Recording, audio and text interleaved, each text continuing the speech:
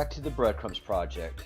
It's the Breadcrumbs Project show, and I am your host, the Chief Breadcrumb, the Breadcrumb Poobah, General Breadcrumb to most of you, and most of you also know Sergeant Major Epic, who is the non-commissioned officer in charge of and directly responsible for the chat room. So everybody say hello to Epic and thank him for all of his consistent hard work. Also Captain Realist. Yep. Cheers, cheers. And Captain Realist has been out there doing his job. Hi, Jen Rose. Hey, Spartan. Amit Kushik. Welcome to the Breadcrumbs Project. It's good to see you. Hello, Amber. How are you? Welcome back. Hi, Gavin. Been a while since we've seen you.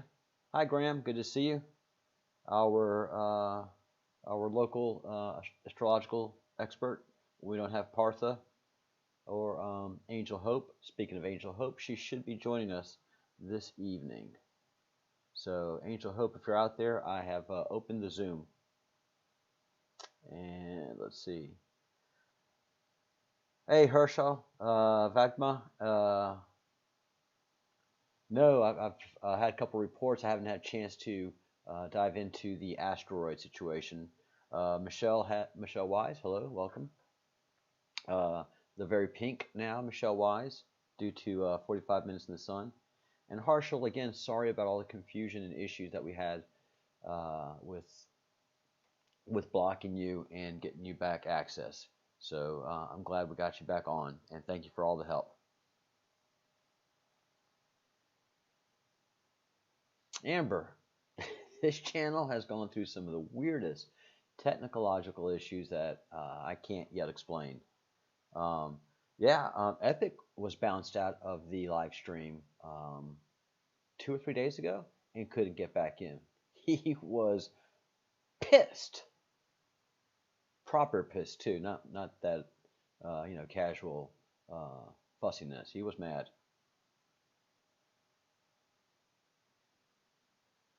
Oh yeah, we're seeing a lot of activity in asteroid, but who's making me laugh right now is Wages World. Wages World is seeing all kind of things happen to the sun, a UFO. He doesn't know what's going on. He's able to describe us, give us the technological breakdown of the crazy things he's seeing from the sun and the geomagnetic sphere, the electromagnetic geosphere, minimizing, like really coming down. And his funniest video, if anybody can figure this out, you're going to be on to something. We've got it figured out. And I don't want to bring him into the Breadcrumbs Project. I like featuring his work, but I don't want to freak him out. If you're not ready for this, the stuff we talk about, you're going to be 100% freaked. And he will be 100% freaked. Alex F., that's crazy that y'all haven't been able to watch. Hi, Michelle.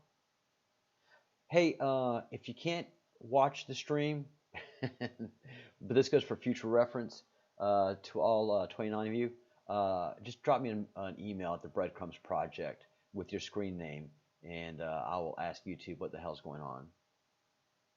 Doing great, Michelle. Thank you. Everybody's doing good here. Hello, Anton. Welcome back. Yeah, Jen Rose. We're still doing the basic thing that we've been doing is analyzing the Great Awakening map and going through the queue and just doing a constant analysis. All right. Yay. Angel just needs 20 more minutes and she'll be ready. So we're further in analysis. What we did do this morning, Jen, is we watched Wages World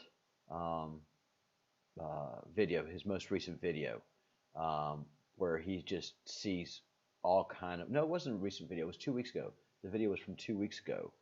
And that's when he started to notice the very, very unusual sun activity going on. and has done a good job in the last 2 weeks of documenting it. And he's the only one talking about it. NASA really isn't. JPL isn't. But the sun's doing wacky, crazy things. And he has found a UFO close to the sun, like right next to the sun. It's a long object with a global middle. And if you look at it kind of closely, it almost resembles the the winged emblem of Zoroastrianism. How crazy is that?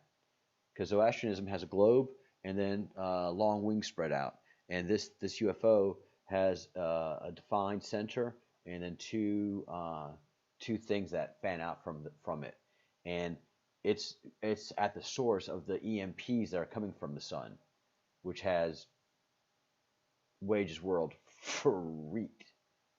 But the funny thing is the Breadcrumbs Project can explain it all relatively.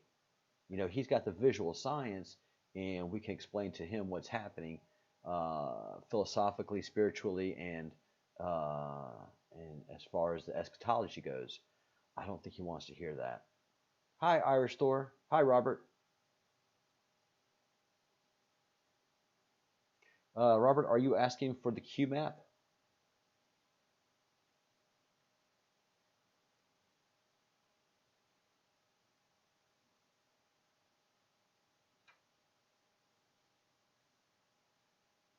It could be. It could be also a way to generate the field strong enough to make those EMPs happen.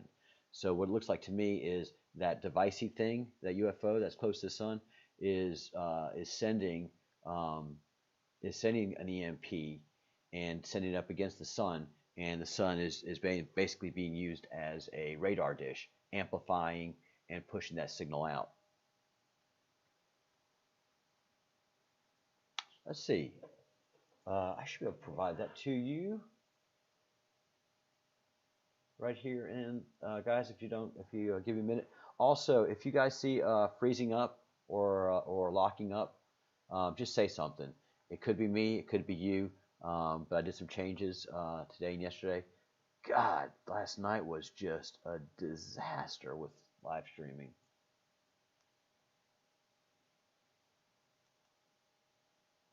I mean, you got to work this stuff, man.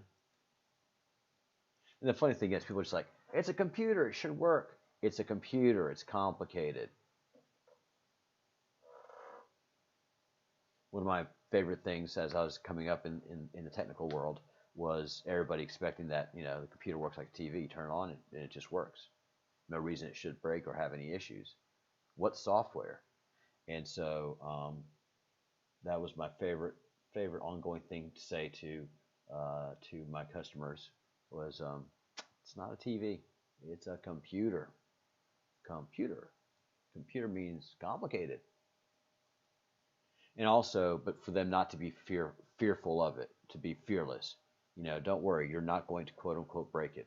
Whatever damage you can do, aside from using physical violence, which I know you want to do at this time, I feel that same way. That these devices deserve physical violence, but they won't feel it, and it's expensive. So, they hate me more than a hammer. So let me fix it if you break it. But go ahead and be fearless. But it's not a TV. It's a computer. All right. Let me see. Got my email up. Let me get those links for you. Hang tight, Robert. Where am I? Where did I do that? Let's see. I know it's in my emails here somewhere. Bear with me.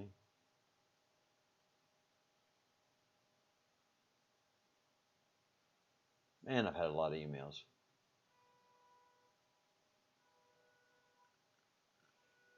Earth.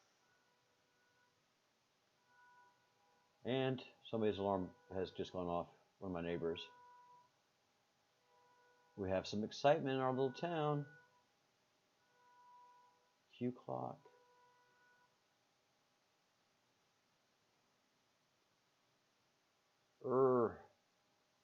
Michelle Wise, you'll have it. Can you do you have a link for the color map, the Q map that has uh,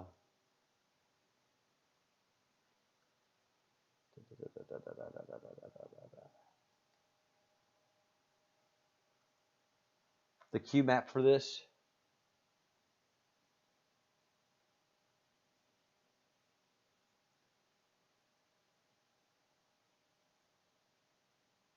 Does anybody have a link that they could supply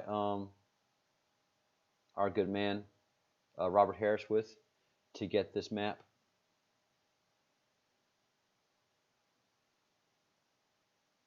Yeah, I just can't find it in my email right now. My email is just so jammed that I have the link in my email somewhere, and I just can't seem to find it.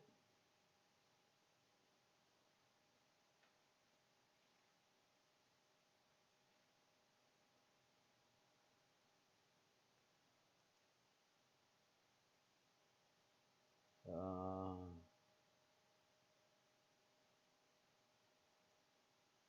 let's see.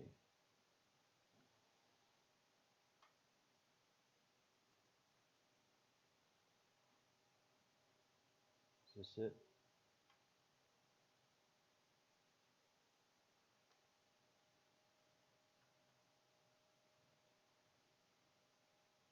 Uh,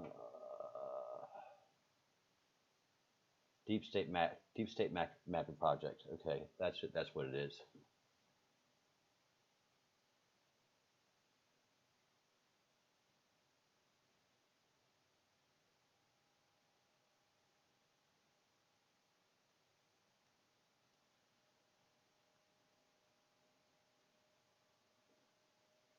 All right, you should be able to find. And this is the guy that does everything with this.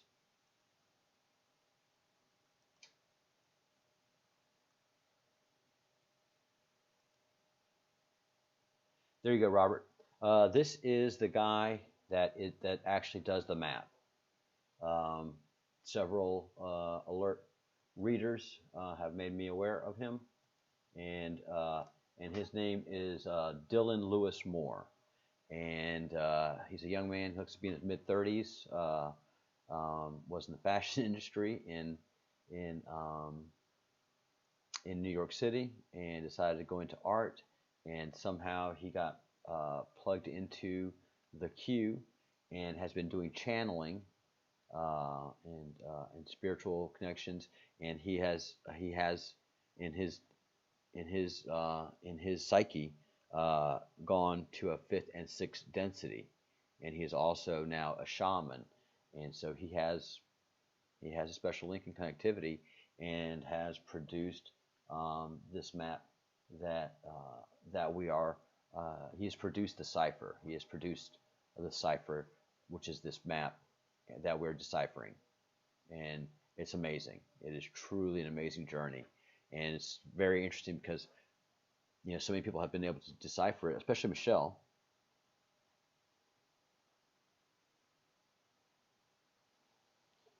Yes, but I'm trying to find a link for it. But I've got the Deep State Mapping Project, so that's the source. That's where you'll be able to find it, Robert. You are welcome. You are welcome. Um, Michelle, yeah, so many people are suffering insomnia. Insomnia. Uh, Troy was in my uh, 5 o'clock Eastern, um, 5 a.m. Eastern um, show, and it was 4 o'clock for him, and he was just, I can't sleep. Glad you came on. Now I'm entertained, so that worked out pretty good. Um, so Dylan has basically channeled the entire Q map, and it has been breathtaking to experience. Michelle Wise has been a big student of the Q map, has deciphered a good portion of it, and the stuff that we're deciphering, I believe, is the area she was struggling with, and it has just come so easy to part the into April, that whole upper right hand quadrant that has that has ancient Indian mysticism, ancient Hindu mysticism, and I shouldn't say Hindu, um, uh, um, Tibetan, Tibetan and Indus Valley uh, traditions, and pulled together as somebody from the that has studied both those traditions, which Partha has, and it's put together very beautifully. Somebody with a vast amount of experience in those areas put the upper right hand quadrant together, and quite frankly, Dylan is too young, and I don't think has as strong of knowledge or people in Eastern mysticism to be able to render that. I don't know how good his team is, but all the stuff he's laid out and put together, it's very unique. My area right here that I am extremely familiar with, um, why I have it as my background, is where you see the sun and electric sun and pointing right to it. That is a very unique concept, um, very unique science, a unique perspective of science. A very small group of us understand and believe the electric sun, but here it plays a very prominent role, and right above it is the great solar flash. And what's happening right now? Solar flashes. So this is why I stay focused on this area, and I'm staying very focused on the Q map as our uh, joining place. Partha and I feel very comfortable meeting on the Q map and using that as an understanding to what's happening with what we see on Wages World.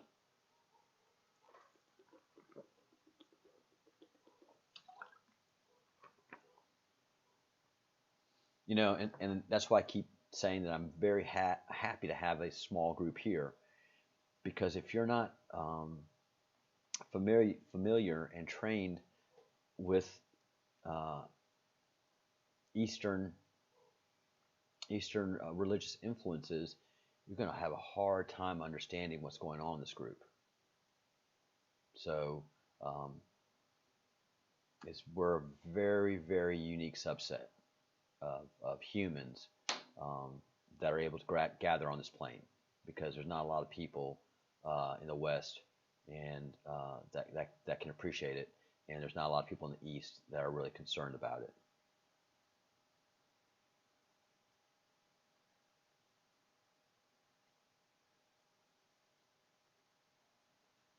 Oh, cool, Fitzsimmons. Hey, haven't seen you in a while. Welcome back. We missed you.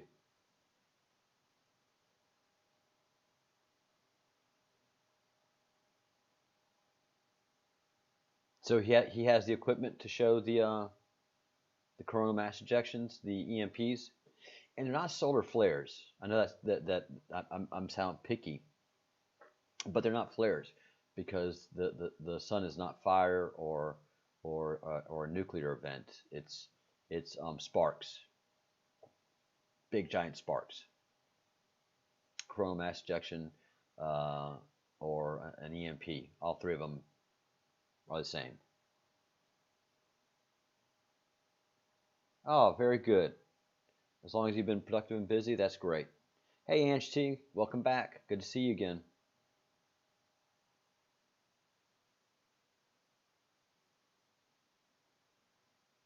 Yeah, yeah, I think so, Michelle. I think Jesus was meditating. You know, back in the time of Jesus, astrology was huge. Uh, and back in the time of Jesus, uh, um, Sumerian ways were very ancient and regarded. So, yeah. Hello, Hans. Welcome back. Haven't seen you in a while.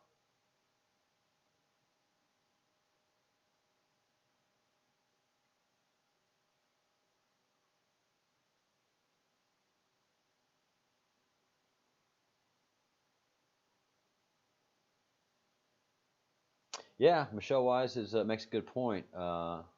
There's a strong group of thought, and there's a lot of indications that Jesus was Eshin, who practiced yoga and meditated. I did not know about the law of one with Yeshua.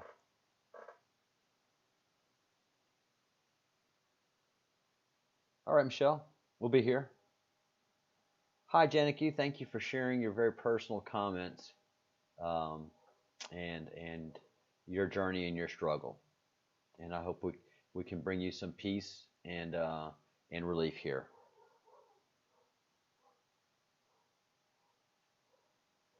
Yeah, but when you're not here, we notice, Hans. We notice.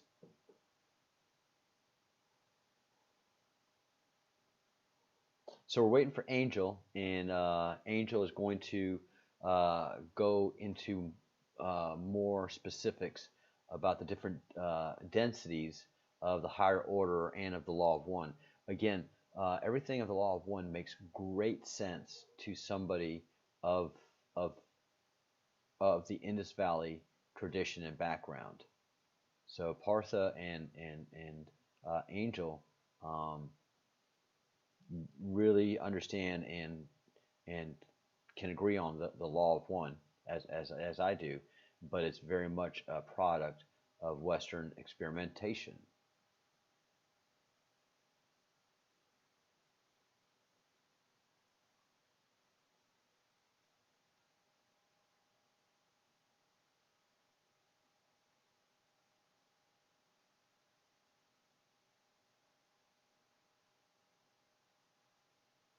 Um, Fitz, I don't buy into any. Is this something from NASA, the solar cycle? Because if it comes from NASA or JPL, I don't believe it.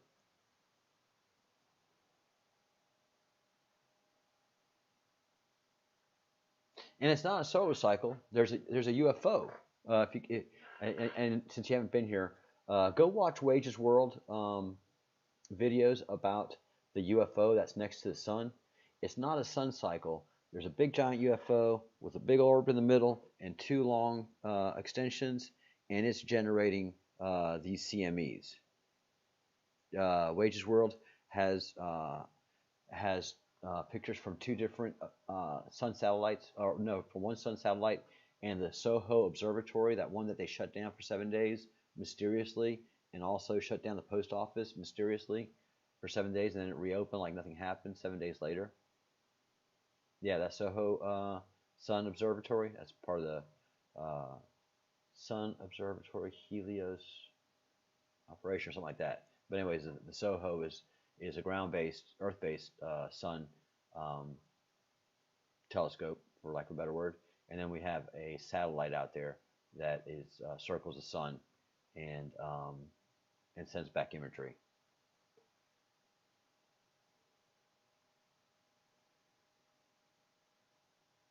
Discernment is always mandatory in this world, man. I hate that. And I kind of want to go back to the month, life 2 months ago, where I thought a comet was made of ice.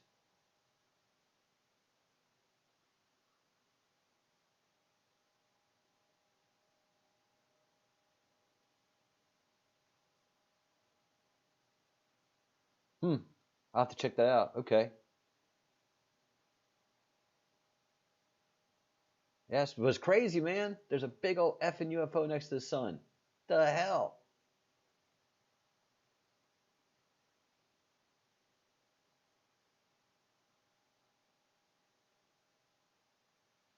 Yeah. Well, basically, we're doing that, Joshua. And I haven't read it all. And I think uh, April Angel is absolutely qualified to have that philosophical conversation. I think that's what you're going to experience today, um, Joshua. Quite frankly,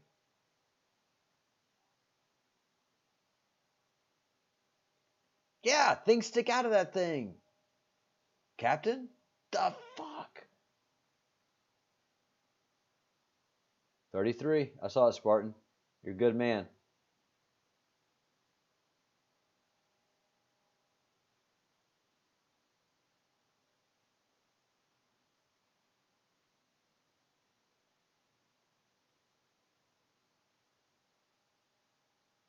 Interesting, Michelle.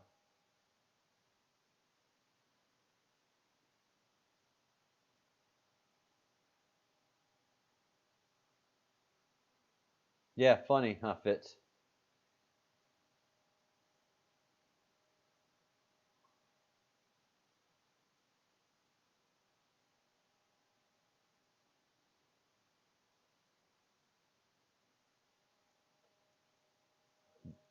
Books wide open, Robert, on what's happening and why.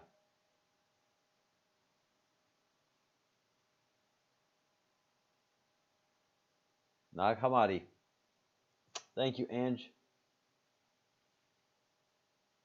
Um, so yeah, we're just going to be continuing our effort to understand what's going on. Mornings are going to be updates and newsworthy stuff. Usually about a half hour show. I'm probably gonna start a little bit earlier at 4:30 a.m. Uh, and get a good hour in before I have to work.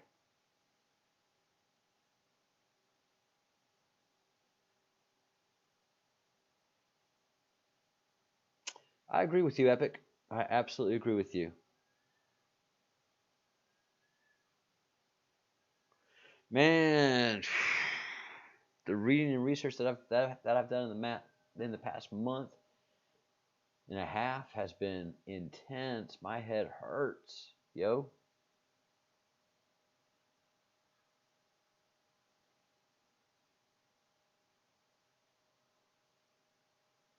Yeah, I think that that UFOs creating the CMEs and just slowly building up the waves and intensify and intensify and intensify, and that goes along with our shield, magnetic shield, um, being diminished. Change this.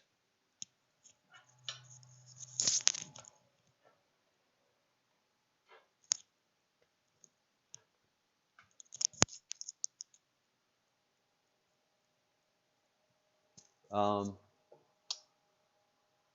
so yeah, there's just going to be breaking news every day. Every day there's going to be some kind of breaking news. So we cover that in our morning updates, and then we do our deep dives in the evening with either Michelle or Partha. And I'm really looking to get an Zoroastrian expert on because they do have a lot to say about what's going on as well. So the ancient religions have a lot to say. The more modern and Westernish religions definitely have their heads in the sand.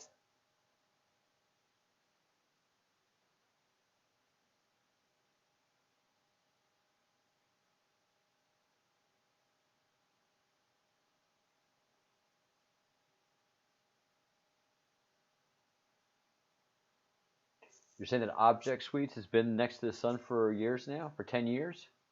Is that what I'm getting from you?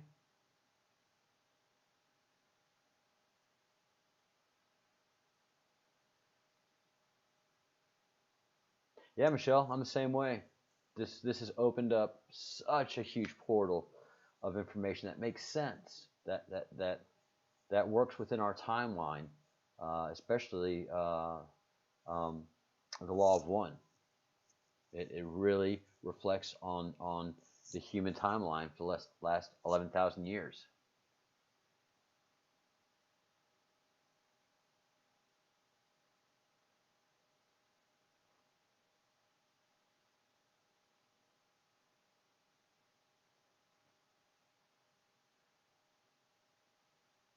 Yes, the sun's surface is black or void or cold.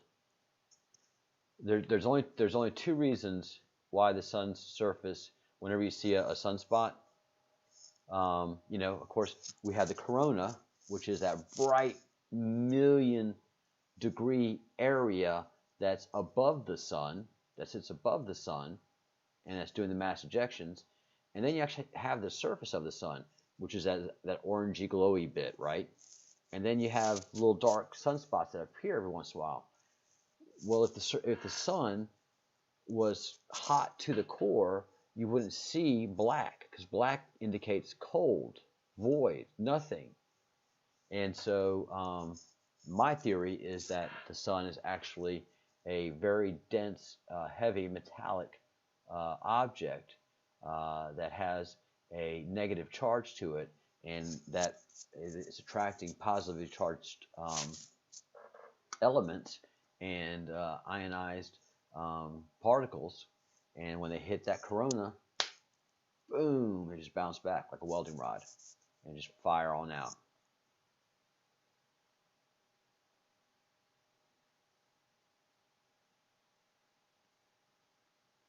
Sweets, does the sun look the same now as it did last year? Since you are an avid sun watcher?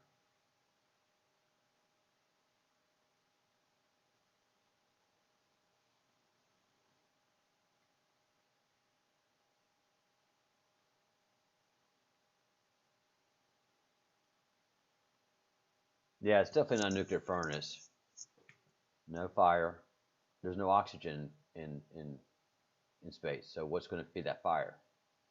And if it was a nuclear event, it it, it, it would have exhausted itself by now, because uh, something nuclear is ejecting electrons. Bah, bah, bah, bah, bah, bah, bah, bah, bah, bah. And when that process starts, I mean, it depletes your resources so fast. And if it's uncontrolled, like the sun would be, it would have long been depleted. So the only thing that makes sense is it's electrical in nature, and it's an electric sun, and this sun is connected to all other suns uh, via plasma conduits, and then every galaxy is connected by giant plasma conduits. So the sun and the solar systems are just working off of recycled free energy.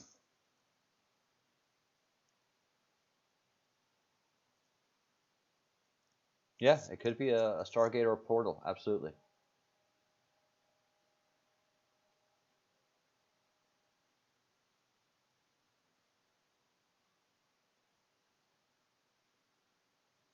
Yeah, sweet. We have Partha that also says that our that we're surrounded by stars, but there's another system out there.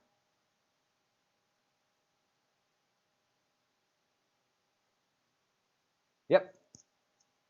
No golden corn yellow. It's a white incandescent light.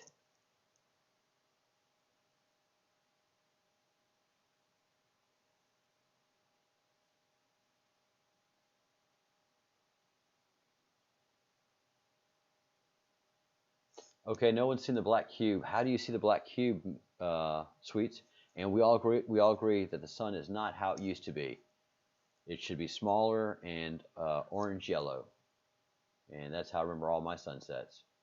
And now it's white, but I did not know about a black cube in the center.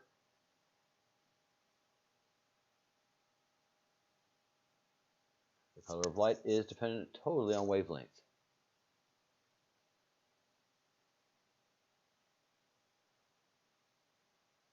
Hi, Kelly. There are two different maps. So there's the black and white one, and then there's the yellow one.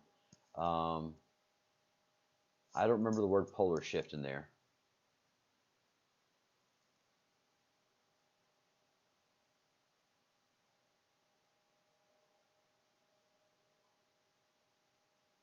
Wow, Michelle and Sweets both chimed in at the same time, saying the same thing. That that white hot thing is a sun simulator in front of our sun.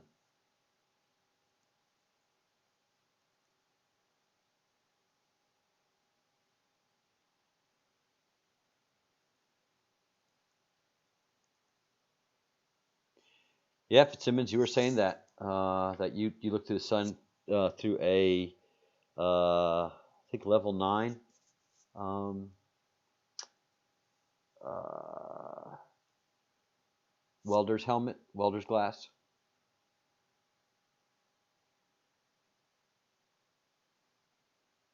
Yeah, I've seen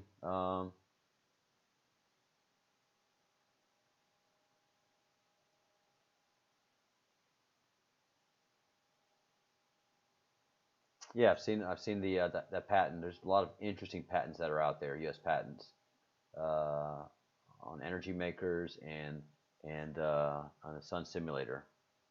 Well, if it was made in Germany, we know it was well engineered. Hey, M. Stafford, welcome to the crew.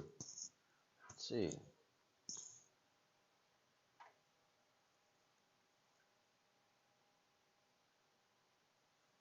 Let's see where Angel is. All right. All right. So she's still working on joining us. And yeah, in the evenings, it's a little more relaxed atmosphere as well. Um, and just to catch everybody up, this morning's show, which is available because after we do it, I stop the live session and then it spins up into um, its own video, standalone video, so that we don't have a 3 hour long chat video with an hour of information in there, and then I open up another chat session. Um, oh, I have to look for that cube now. I bet you Fitzsimmons.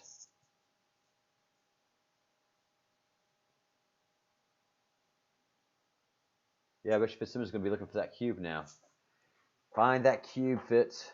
Find that cube. Get it to us.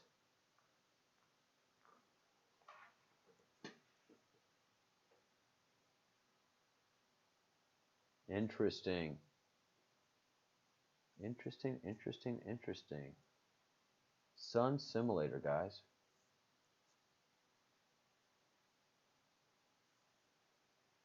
And that's just two independent people talking about it. I don't think Sweets knows Michelle, or Michelle knows Sweets, but they both have the same data. I'd like to get a visual confirmation if we could somehow.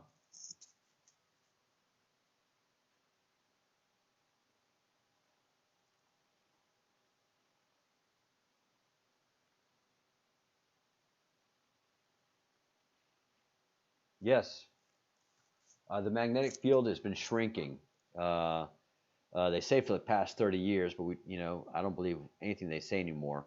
But the European Space Agency came out with that um, a couple days ago.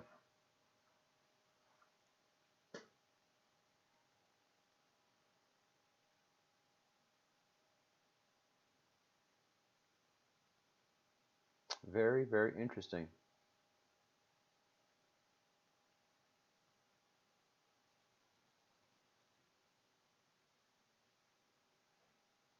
Oh shoot! Take pictures of the moon tonight, man. Fitz. We that that's just, that moon is crazy white. That's the other thing. The sun is super white, and the moon is super white. I mean, incandescent white as well. And then of course, all the stars are all flickering. I mean, they're all super flickery, twinkly, because our magnetic shield has been diminished so much. Yeah, a lot of you who are tuned to higher energies are feeling this.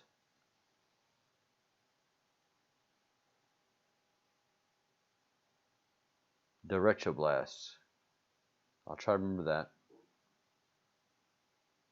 that. Captain Realist, do you mind sending that video link to my email address?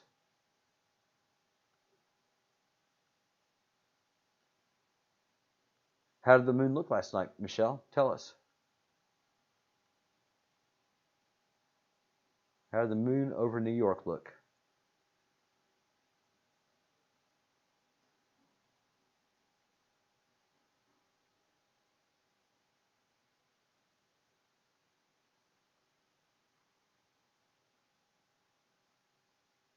List.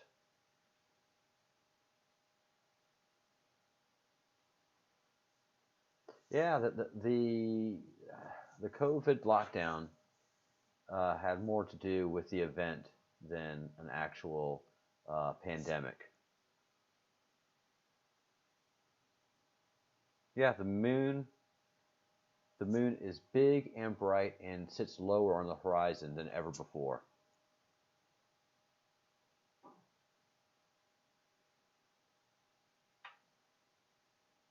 So Michelle has a full moon.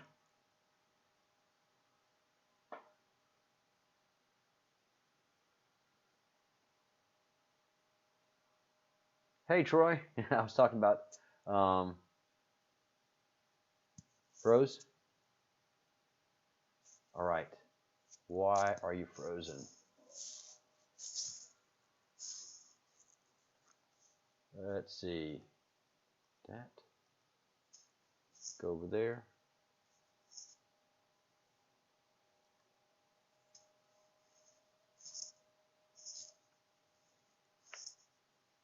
All right.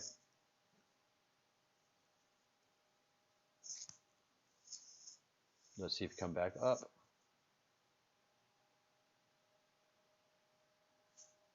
All right. Hopefully that fixes it. Thanks, Kelly.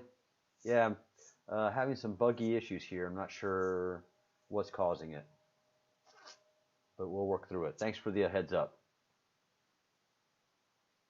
Yeah, I was telling him that you were in the chat room this morning early because you had insomnia, Troy, and you were glad you had some entertainment for a little while, and then you brought the wife coffee. You're a gentleman and a scholar. Yes, that's another thing. Uh, what the heck was that? Weird system stuff. Um, 4 o'clock is noon now. I don't know if anybody's noticed it, but your 4 o'clock is noon. That's when the sun is right over you. The sun is no longer over you at 12 o'clock noon, as you remember, as it was last year. 4 o'clock is noon now. We've been following that for a while, Sweets. So welcome to the Breadcrumbs Project. You're independently verifying a lot of our observations. So you are now a fellow of the Crumb, Sweets.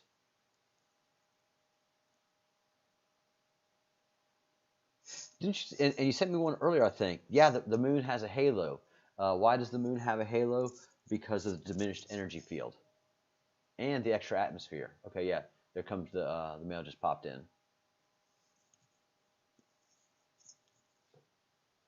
Let's see.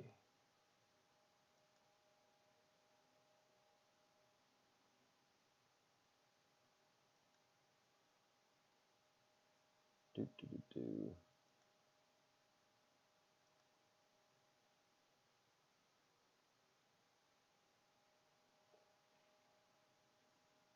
Michelle, you mind if I show the troops?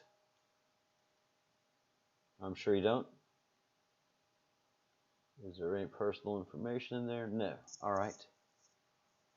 Let's see how this is going to work.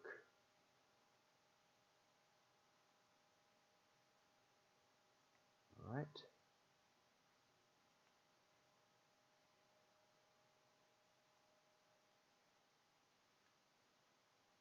And make this little adjustment here. Whoa. Over there. Here. All right. So yeah, that's the moon. That's not a normal moon. That's not the way the moon should look.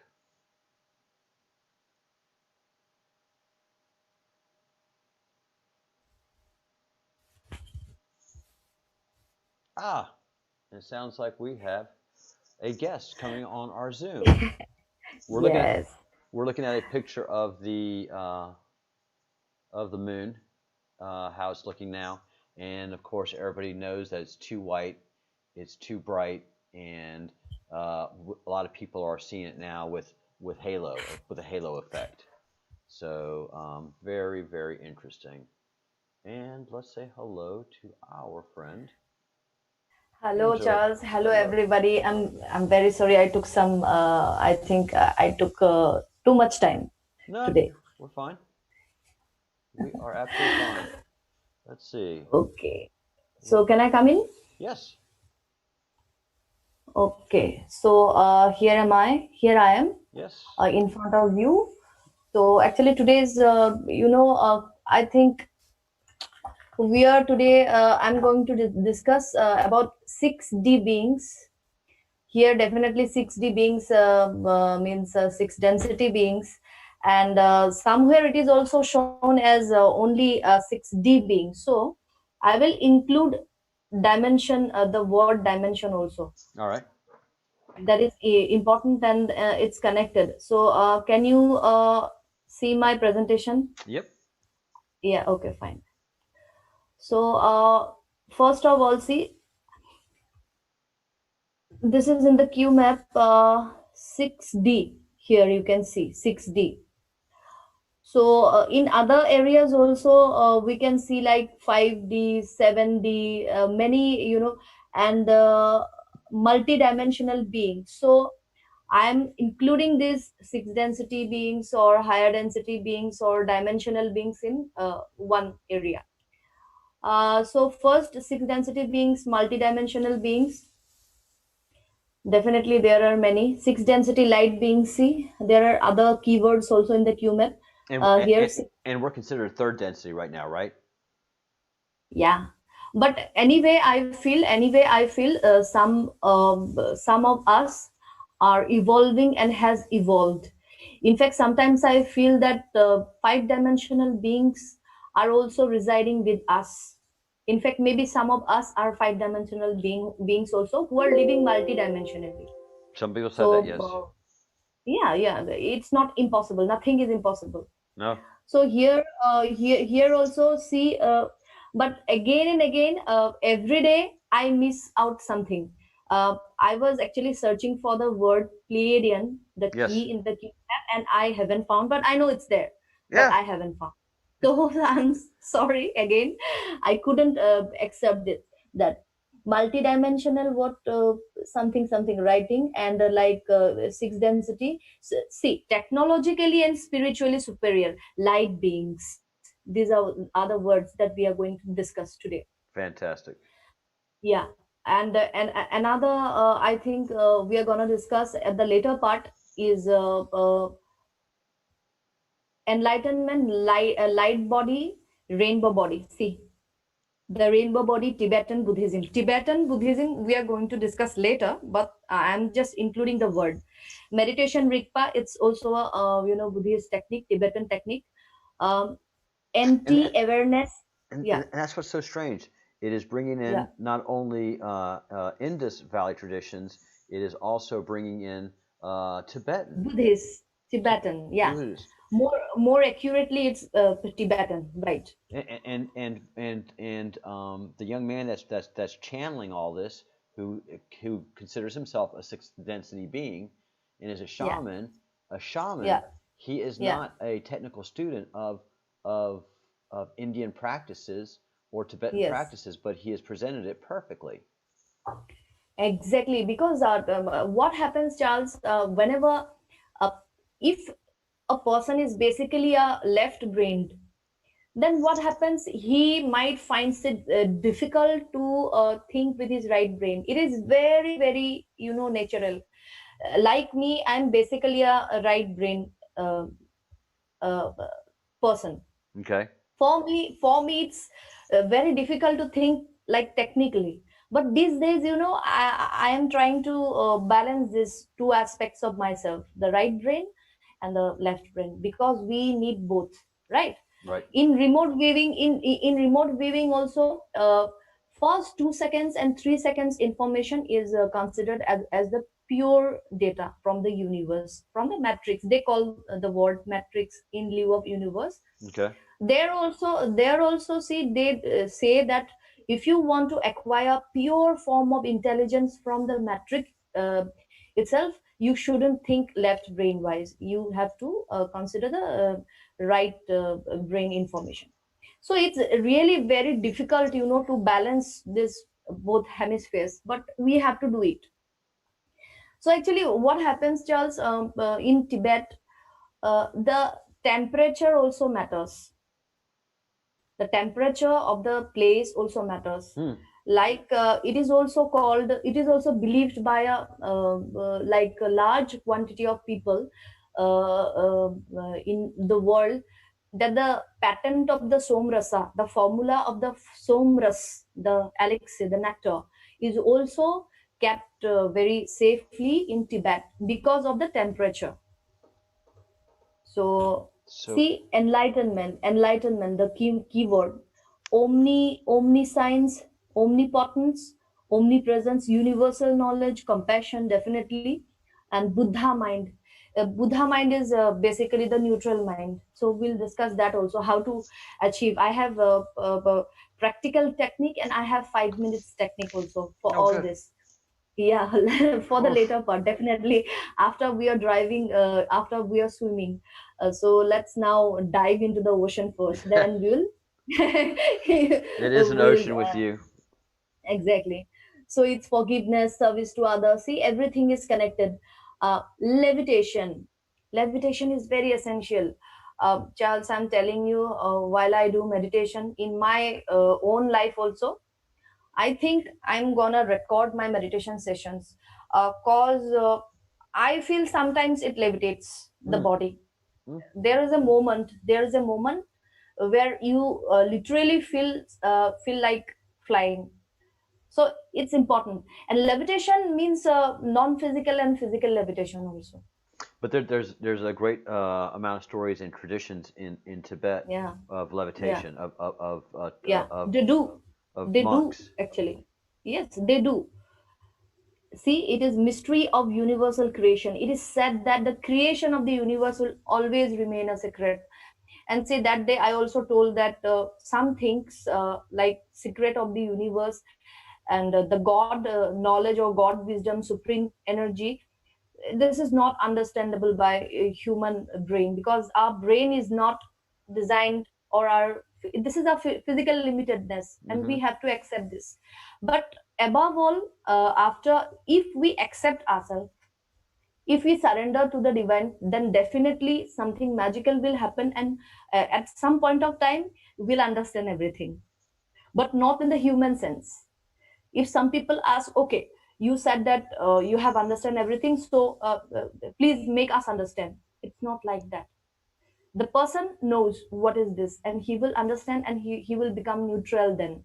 That is the actually first step of the rainbow body activation. And see, whenever we call like higher dimensional beings, six density light beings, or multidimensional beings, spiritually and technologically evolved beings, we generally call them with the names of archangels. Like, he's my favorite, he's my guardian angel, one of the angels. Definitely angels help us everywhere. Pleiadians, I know Epic is very excited with this word. Well, I'm also. he is he's probably doing little backflips. Yes, yes. So ETs are there. So first, we'll take. Uh, going to show you all these things. No, Now, not things actually. uh, Yeah. uh, why would a Jewish Yes. archangel, Yeah. uh, and not say Jewish, but a Sumerian archangel, Yes. be connected to a chakra? Oh, because archangels are universal, not Right? universal. It's cosmic. It's they have no limitations. How can I make you understand this? Archangels have no religion. They are global, like galactic. Exactly. Yeah. Exactly. So it's not like any religion. It's open to all. So see, these are beautiful angels, and this is a very beautiful website. I'm not going to go very deep more topics, but see, uh, as we call universal love and acceptance and forgiveness, Shamuel or Shamuel is a powerful archangel of protection, and she or he looks after. Okay, sorry, my internet connection is unstable. It's showing okay. So he looks after the pink ray of divine love. He is called the love of God, when God's love. So we also have other archangels like Jedkiel. So Jedkiel is actually he serves at the seventh, or the violet temple, or the violet ray. There the transmutation happens of negative energy to positive. So like this, we have many archangels, and it is called that amongst the archangels. The captain is the archangel Michael, who is my personal guardian angel too. Ah, Very beautiful archangels. In fact, you can call on, like, if you don't know who is your guardian angel, you can call on Michael for anything, any department. He is very helpful. oh He will wow. send, yeah, he will send his legions to you. Actually, I'm also telling you that angels are omnipresent, higher dimensional, multidimensional light beings. So they are omnipresent. Maybe not to the extent of the God's level, but definitely they are omnipresent. Archangel Gabriel. So he is the messenger everywhere. Wow. Okay, And so yeah, Gabriel is like, say he's the messenger. He's the one that gave the prophet Muhammad yes. And his also, yeah, the Hira mountain, when he was, on meditation, dhyan, I think. and Partha. I mean Partha. Now I'm equating you to Partha because Okay, okay. you're just as powerful and knowledgeable. We are doing Okay, fine. something that one of our regulars, Joshua, wanted to do, Yeah. and that was uh, philosophically discuss the different religions and their Yes. synchronizations, and you're doing that right now, which is Yeah. everybody here Yeah. present has heard of the Archangel Gabriel and Archangel Michael, but Yes. does not fully understand them. And then to Yes. hear that Muhammad got his revelations from the messenger Exactly. Gabriel Exactly. is a jaw dropping moment. So, In fact, Charles, in Holy Quran, archangels, and in Bible also, I think after Michael, Gabriel is the most famous because he is the messenger. He also came to a Virgin Mary and told that you are going to be pregnant with the hmm God's child, Jesus. So he is the, and angels are neutral gender and not gender neutral. They have no genders actually. This is very important. Maybe in some areas, see, he is Michael. Maybe in some areas it is shown that they are like, male or female, but actually they are gender neutral light beings, and they have no physical form. But uh, as per your faith, it will come to you.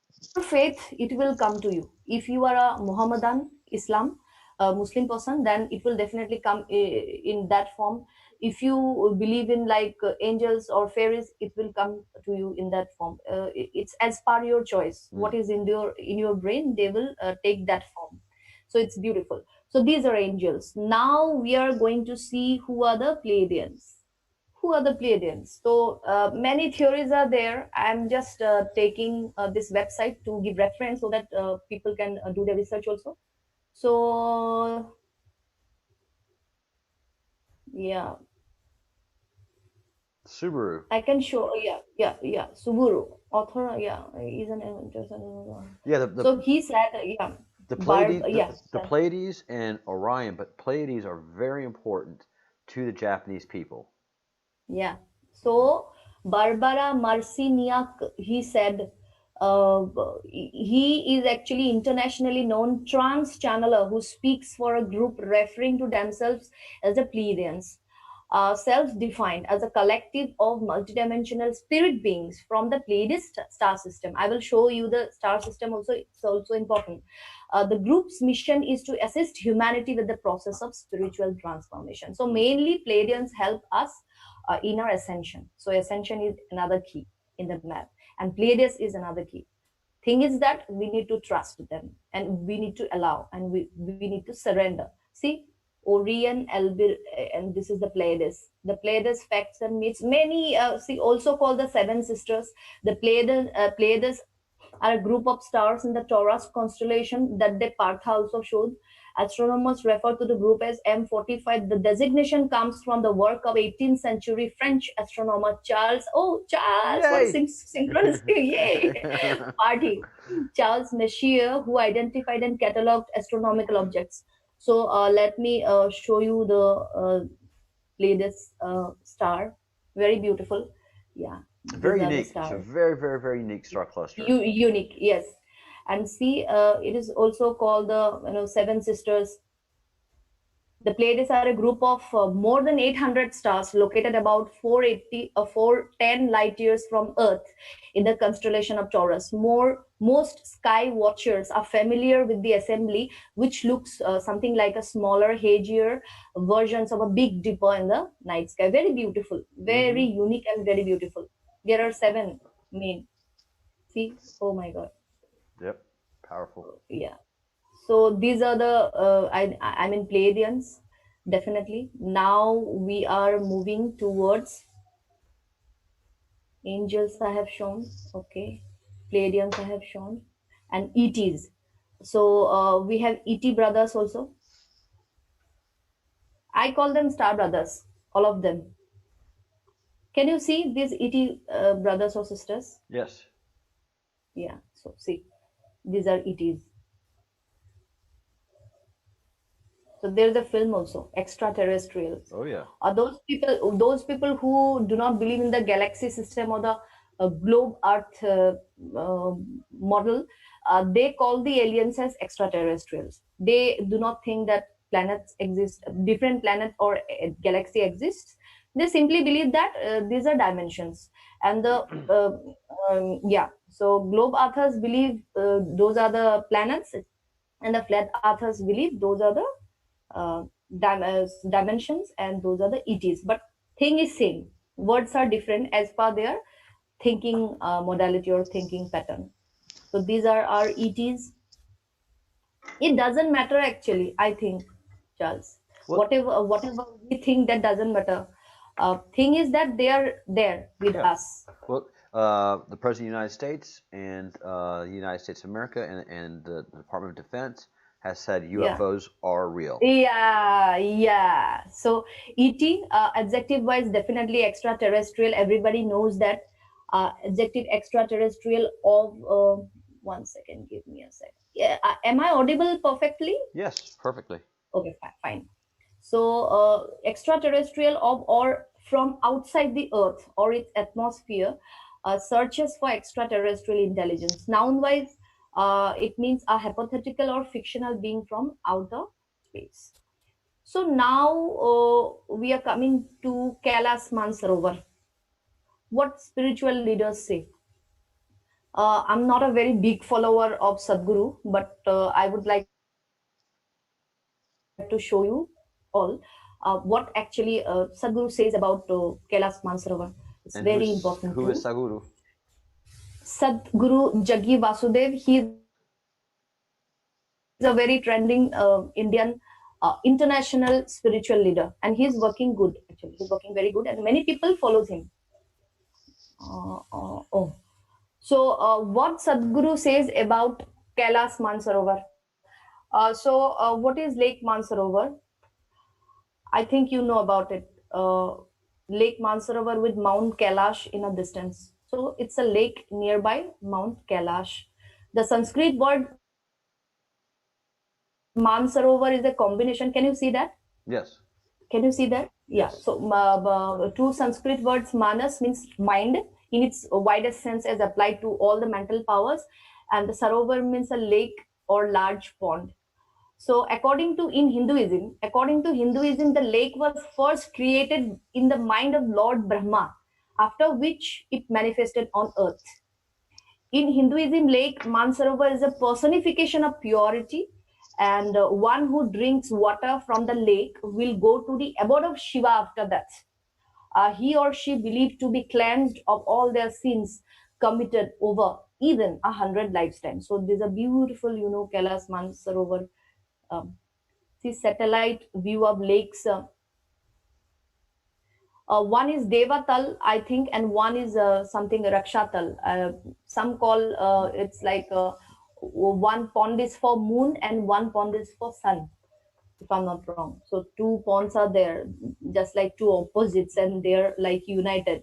So this is Kailas Mansarovar, and it is told by Sadhguru himself that it's a portal of the aliens Hmm. or the extraterrestrials. Yeah. So This point, it's very pure.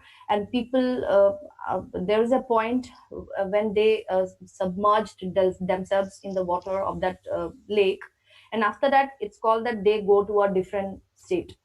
And many people who goes there, they tell, they also tell that there's something, and they heard mysterious sounds. So I would like to show you that video to you all. Beautiful video. I think it's gonna be a little long, Charles. I hope you are not disturbed. It's a No, beautiful video. Yes, see what Sadhguru himself said, what is his experience, and he is Sadhguru, you will see. um, I'm not his biggest followers, but definitely I respect him for his work. I respect everyone. Kailas Mansarovar has always been seen as a place of mystical dimension. However, this video, Sadhguru shares his encounter with the different kinds of beings, for the lack of a better word, aliens, that even surprised him. Watch Sadhguru talk about the powerful experience at Mansarovar that left Sadhguru and the pilgrims amazed and uh, whatever. So in that place, he also Shakti Patat. He raised the Kundalini Shakti of the Bhaktas also. So let's start it. yes, yes, yes.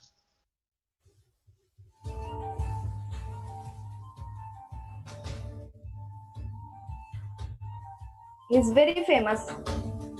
Yeah, he's Sadhguru.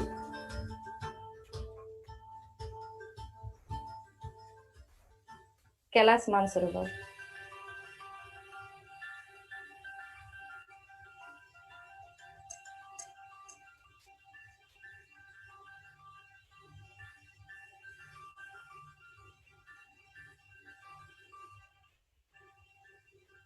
This is not just a water body, it's a tremendous phenomenon. So we'll set up a certain process. Till then, nobody touched the water, nobody entered the lake. We'll set up a certain process so that you'll be receptive to what's happening there. This is not just another body of water, this is something else.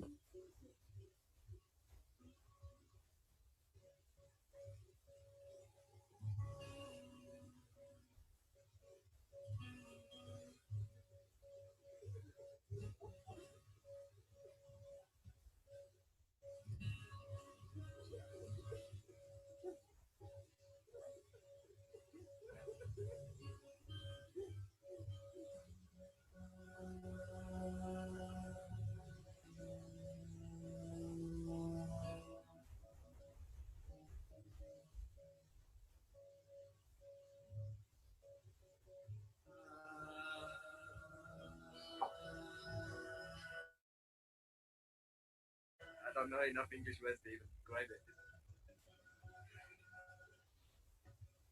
I don't know any words to describe it. It's very emotional. I find it hard to speak right now.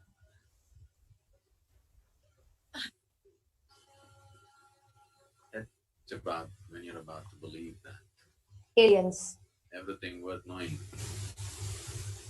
has been known. Suddenly a whole new dimension pops up about which you're clueless. One thing is clear here, this we are 100% sure, is there's a tremendous amount of activity in the lake, and this activity is, the nature of the activity is such that it has nothing to do with anything that we know as life on this planet. It's something totally different.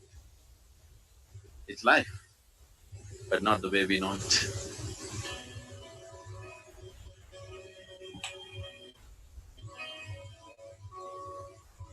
Last time we made experiments here.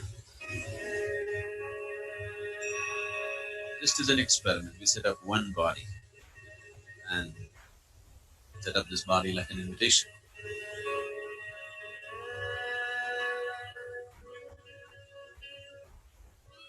They didn't even hesitate for a moment. They were on.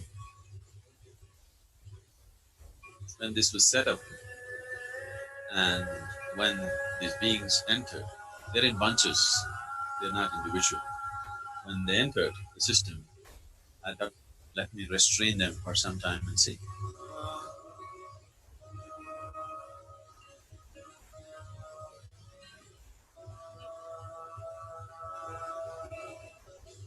Just held them down for a while, and enormous amount of temperature was created. I was asked to lie down in Shavasana. It was like a thousand watt.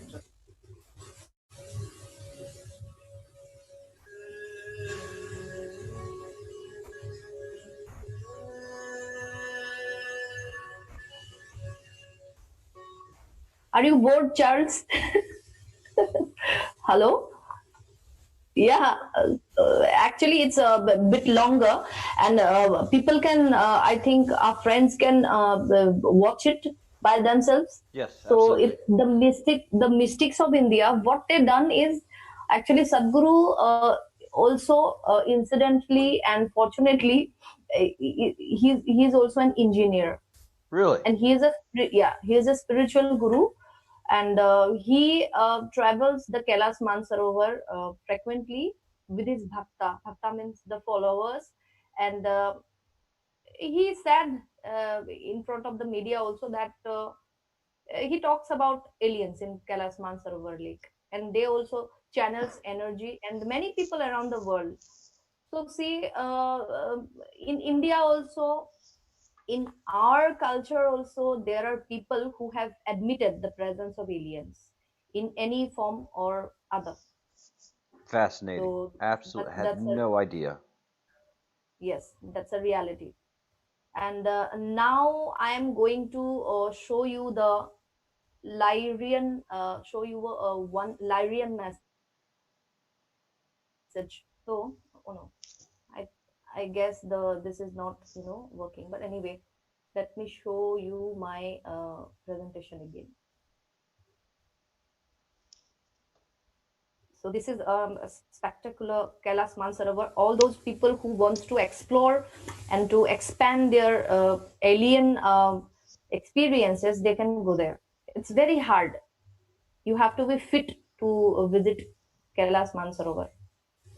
It's not easy for anyone to go there. So.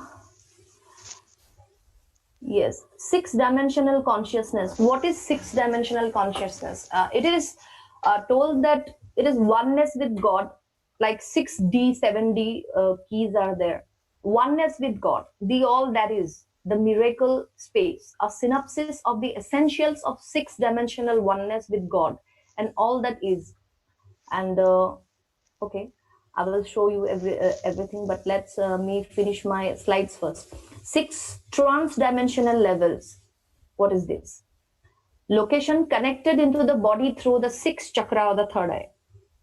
That's very important. See, whenever we close our eyes, there another dimension opens. So this is totally inexplicable. I don't know how to explain this, but you see, you close your eyes and there's something different. Just 1 inch here, if you touch, you cannot touch that dimension, but you can go there and you can experience there with your non-physical existence, because that's not physical. So Absolutely. anchor point, yeah, anchor point on the planet. Can you see this? I can, yes. There are well over 100 anchor points on the planet, none of which is of any more significance than any other. They are all connected via celestial light grids. There are some light grids, earth grids. Associated colors, iridescent shades of white. So this is the level where our physical body is connected. That is why it is told that you open third eye, cleanse third eye. Six transmitter. Okay, please refer to the website. 6 and 7 dimensions. Okay, I will show you in the website. Let me first finish the slides. What we have. Spiritual law of frequency and vibration. See, Nikola Tesla also said that if you want to know the universe, know by its frequency, energy, and vibration. It's very important. How to connect to them? Like definitely through our non-physical existence, and sometimes very rare cases in with physical reality also I can connect to them. Oh, people can. So first, protection plus grounding is necessary. We need to vibrate at the same time, we need to vibrate at their frequencies. Then only we can open up to Mm. them and we can get their messages. See, that day Ra also said that had heard Ra had heard very less, I think no, almost no soul uh, who uttered his name or who called his name. Because thing is that we some people are at very lower density, Mm-hmm. that their energy cannot touch the, yeah, or they cannot receive the creator's vibrations or multidimensional beings messages. So it is very essential to be neutral, no ego, no judgment, be blank. You have to activate your light body first. You have to correct food and your lifestyle. You have to activate DNA. Three plexus are very much important, and these are all proved actually. This is not my technique, but I have developed a web series, and I have tried to help people free of charge. They can watch these videos and they can activate. And these plexus are visionary, galactic, earth, and angelic plexus. This is very important. Okay. See, fear is a very heavy vibration and has a low frequency. In contrast, calmness, peace, love, and harmony are light vibrations and have a high frequency. The spiritual law of frequency and vibration tells us that rage and anger are low, heavy vibrational energies. Underlying anger and rage is always fear based and stems from feelings of vulnerability and powerlessness. So, Lyran, one Lyra message is also there. First, I will take you all towards that website to show you what's happening there. Okay, okay, okay. Anything else you want to share, Charles? Your experiences? No. This is well, it's the third eye is fascinating, and just to start out with it is interesting, but I can see that I can grow within it, Yeah, and hopefully I can work with Partha and do some yeah, yoga and meditation to sure. to increase that third eye Yeah. connectivity. And I can guarantee you within 30 days you can activate or cleanse techniques. Yeah, very good. Yeah, but first of all, you have to do some homeworks that's necessary. But I think it's already open for you. It's working good for you. I think I know. So see, fear. Okay, about this, please go to this website, Souls. This is see, two spirits, one soul. The journey within website. I already told the gist about that love, peace, and harmony, and neutrality. These are higher vibrational emotions. You need to be at that emotional level at the most of the times. You should be universal spiritual, a six dimensional consciousness, oneness with God and all that is. And this is a miracle space. We have to be one with God energy. Then only we can tap that density, tap that dimension, and all messages will come to us and we can be one with them. Okay. So this website is also very good. See, oneness with God, the all that is six dimensional consciousness can be called the miracle space. It is the space where the peace which passes all human understanding, it is above human understanding, exists and can be felt and experienced. It is the state where anyone can seek and find and how the absolute illumined truth of anything upon which they wish to focus their attention. It is the place of divine unconditional love, the QMAP key. Very important, guys. Six, can you see this? Yes, absolutely. Trans-dimensional levels. Yeah, I have told you the location connected to the body through sixth chakra or third eye. Anchor points, I told you. Associated color, told you. Personal issues associated with the sixth chakra. Development to your intuition of and inner wisdom, encouragement to devote time to your spiritual awakening. See how people can know that your the third eye chakra is very much activated, because you are doing your job very good. You Ah, are doing your soul mission. You are very focused. That is one of the symptoms. very About the good. sixth dimension, yeah, the sixth dimension resonates beyond the frequency of karma. See, there is no karma. I call it post karmic. The sixth dimension has a core. See, thing is that it is beyond karma, so we have to burn the karmatic, or we have to burn the karmic ties before entering the sixth dimension for a permanent time, for a for a long time. If you want to enter, that's very important to cut the karmic ties. That's why those affirmation will help. And ancestral healing is lineage healing is very important. And in this galactic plexus activation, visionary plexus activation, earth plexus activation is needed, and angelic plexus activation is needed. I'm so upset to um, um, tell you this thing that Charles, only 10 people have watched that angelic plexus activation video. Yeah, no, So people don't know actually they what don't is that. they don't know, and on one side they say, yes, I want to be Exactly. one of the chosen. I want to be one of the chosen, and they don't Yeah, want to do the yeah, work. Fundamentally, they don't want to do the yeah. work, and it is it is Actually, it's not fault. Yeah, they don't know. it is indicative of how life really is, and how overwhelming and how Yeah, overwhelmed and lost most people are, and asleep, and it's okay. You know, yeah, this isn't for yeah. everybody. That's one thing I know for sure. What we're studying Exactly, and what we're talking exactly, about is exactly. not for everybody.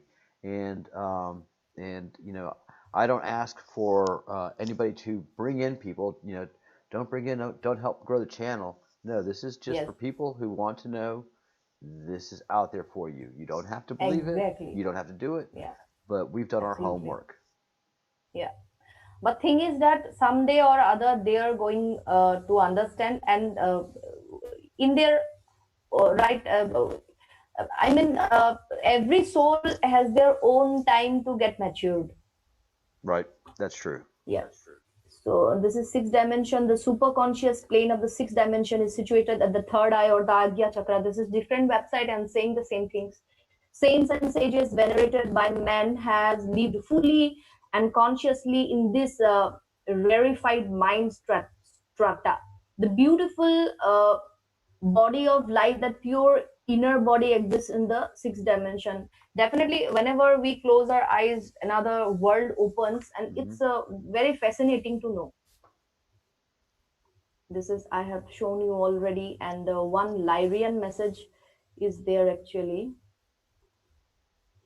Okay, this is Lyra. Very, very slow. Can you see this Lyra constellation? Yes.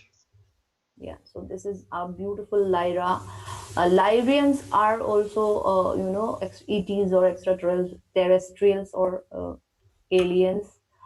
They come from this plane, and they have one beautiful message for us. I would like to show you some important lines.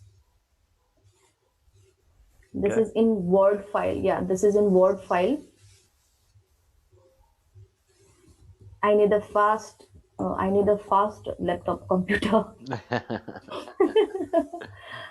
Actually, data, I have so many data that it's not working properly. Anyway, the higher angelic realm is Lyra. The stellar gateway or the stargate system of the Lyra, see, this is Lyra, is the cosmic doorway through which highly evolved beings enter our universe. These beings are commonly identified as archangels. I have shown you. Mm, mm, They mm. coexist with us. Can you see this word document? They No, no, coexist no, with no. us. We can't say the word document. We're looking at the web page. Okay, okay, fine, fine. Then let me show this. This is important. Hmm, okay. Yeah, now you can see, I think. Yes. Yeah, yeah. So these beings are commonly identified as archangels. They coexist with us from the realities of crystals and light sustained within the dimension of Lyra. This is the highest dimension within which a being can sustain physical form. Though at this level of frequency, this form is crystalline. See, it is very important, this Lyra constellation, and they have us some message for us. Message from the Lyrians to the stars, star seeds. We are the Lyrians, and we are artists, painters, musicians, and storytellers. Every people who are of these professions and Mm. fields, they have unknowingly or knowingly always channel Lyrian energy. So main messages are that we love raw beauty and we have inspired many of your historic eras. See, when humans are creative, they tap into a vibration. When a human becomes creative, they tap into their vibration. So there, there are shortcuts to, it's like it's a wormhole to entry dimensions. Whenever you want to connect with God energy, you become like God from inside outside. Mm. Whenever you want to talk to the Lyrians and you need their guidance, you become creative, you sing a song, you go to the nature, you dance, then they will, you will receive their energy. So this is very beautiful. It is. Whatever, yeah, whatever dimension you want to connect, you become that dimension. Yeah, art, music, singing, and we certainly love music that you already know. Actually, many important, yeah, DNA. They're saying about DNA. The energies are awakening your DNA. Once it is triggered, your body will unlock certain skills and run energy on itself. Mm. When the threshold is reached, it will unlock more and grant more access to things you never ever thought were possible. Remote viewing, telepathy, which I do, etc., and not in same vague way either. As your DNA awakens, the dimensions will be more in tune. The brain and cells carry a stubborn program. And as the human brain works in mathematical binary patterns and ones and zeros, it can be tricky sometimes to deal with and not the most reliable. So once you have embodied your light body is another key in the Q map. So it is very important. uh, Interested persons can contact me and I will give you this Lyrian message. It is not available in open source. Mm. Okay. So DNA activation, Lyrian people calls us to be creative. They want us to activate our DNA. That's the main message here. So people can actually activate their DNA. There are many courses. If you want to, if you have a big amount of money, definitely you have a good professional. That's your wish. And those who are not very rich like me, they can visit my channel and they can see those videos, watch those videos, and live they can activate those. See, there are total 14 healing plexus basic, and first, I will suggest that they should activate visionary, galactic plexus, and the earth plexus and angelic plexus. After that, they can activate other 10. Okay. I know. Why the earth plexus is necessary to activate it? Because that is the grounding thing. You have to be grounded, otherwise you will fly like this. But having a physical body, it is very essential to be grounded, otherwise you can go insane. Whenever you are grounded with mother earth or nature, uh, it will be rooted, you will be rooted. So tell me, Charles, you are saying something. This is visionary plexus, yeah. And I know that that several of our folks have gone to watch your videos and Yeah, have enjoyed them greatly. thank you, Thank you. I think very less people, but anyway, thank you very Well, much. it's a large catalog and library, Angela. Yeah, Angela, yeah, you have to, once watching your videos, it's not, oh, let me go to the yeah, next one, let me go to the next one. It's like, oh my God, that was so much. You yeah. can hardly stand Actually, up. maybe it's actually too much, maybe. No, But what can it's I what's do? no, it's what's necessary, and so Yeah, it's not somebody that is going to go, oh, watch the next video and watch the next video. It's just each video is very standalone, and it takes a couple of days to yeah, process the valuable information that you put out there, and yes, Partha as yes, well. yeah. It's So what to do? Everything is important. yours and Partha's channel and my channel now are not binge Yeah, watchable channels. It's not like watching TV. It's heavy duty yeah. intellectual. I think people might need some tablets for their headache. Yes. Boy, how interesting. Sunset, Devil's Tower. Devil's Tower was in the movie Yeah, Close Encounters of the Third Kind, which we've talked yes, about here. Do, do, yeah. do, do, do. Wow, Yep. beautiful, beautiful. So Charles, wow. Actually, I haven't. I'm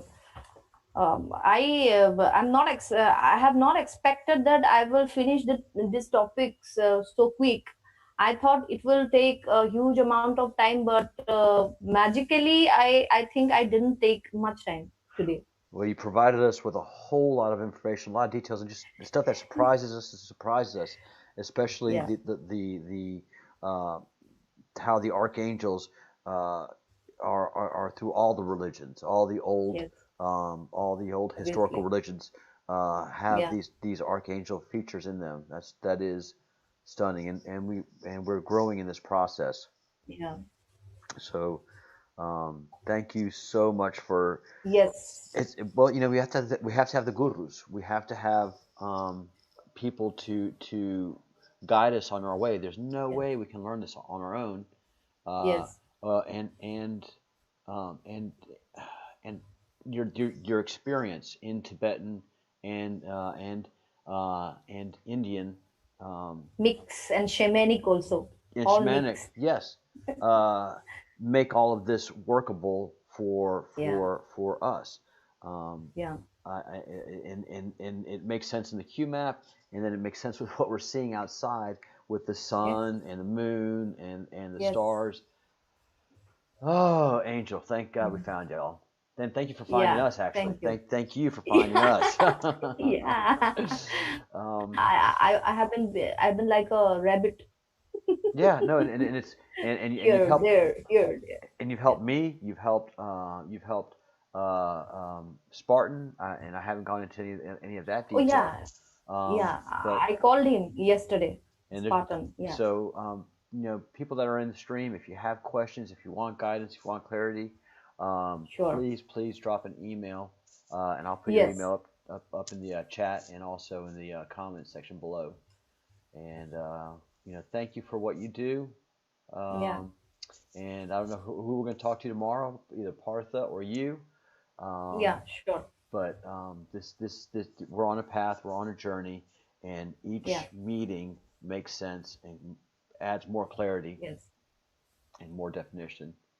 Thank you, Angel Yes. Hope. Namaste. Thank you, Charles. Namaste. Good night, and a good night for me, and have a nice time to everyone. Thank you. Have a very good rest.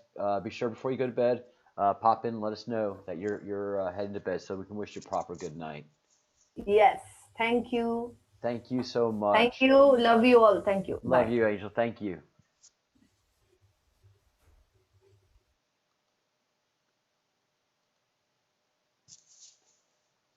Wow. Oh, my head. Oh, my head. It's just so much information and so good and so verifiable, verifiable. You have an engineer who's become a mystic, who's a guru, and in India, and is comfortably talking about extraterrestrials. And then we have our federal government admit that UFOs are real, And so all of this is just happening so fast.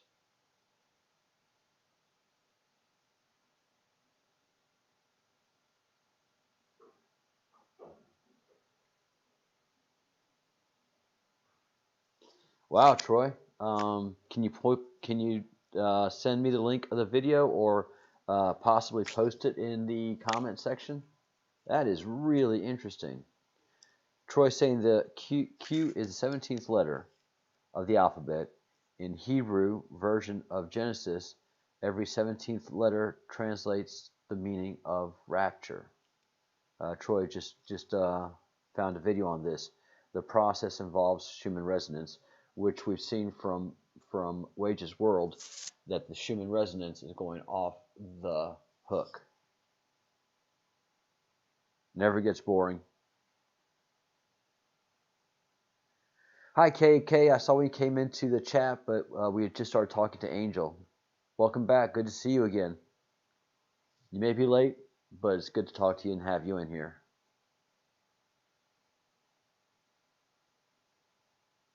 All right, when I get it, I will post it in the comments. Let me pull up the email machine.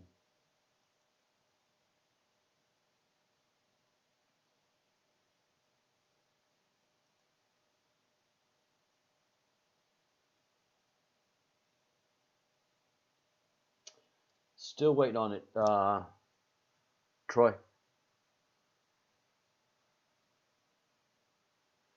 Hey, Flickaboo hasn't been here in a while. Where's Flickaboo at? I knew we were missing somebody.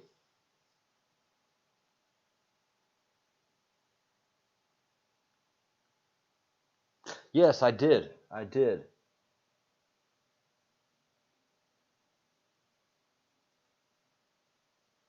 We just showed. Well, yeah, that is a great time to contrast. Okay, so this is. And was it last night or the night before last? Thank you, Robert. Thank you for all that you've shared, and thank you for becoming a fellow of the Crumb. You are now on the fellowship. So this is Michelle Wise took this picture last night of the moon. Super bright, looks like the sun, basically, and has rings around it because of our either dual atmosphere or super dense atmosphere. They had a double rainbow in Mumbai, which is virtually unheard of. So this is Michelle Wise. This is upstate New York. And then we have K8K's pictures. And this is from night before last. This is the moon night before last. I mean, who's ever seen the moon like that? Who the hell's ever seen the moon like that? Super white and bright. And it's so bright and intense, it's producing rings.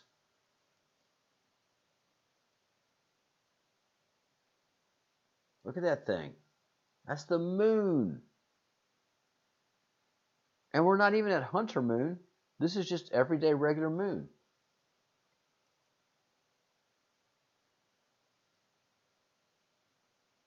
And like I keep telling folk, you know, I'm going to call them civilians now. I don't want civilians to come in here because this is just so overwhelming to grasp. Initially, it scares the heck out of you.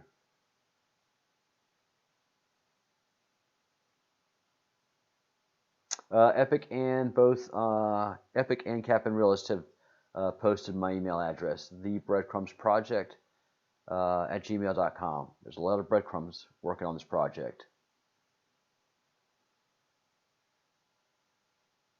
Yeah, it looks like burning sulfur in the sky. It's exactly what it looks like, sweets. Oh, God, Tabitha. Twitter's a dumpster fire, man. Yeah, I'll pop in Twitter 2 to 3 times a day, no more. And I just go look for certain people that are Some are funny, some are the president, but that is a sick, sick place, the Twitter. It's where all the trolls go.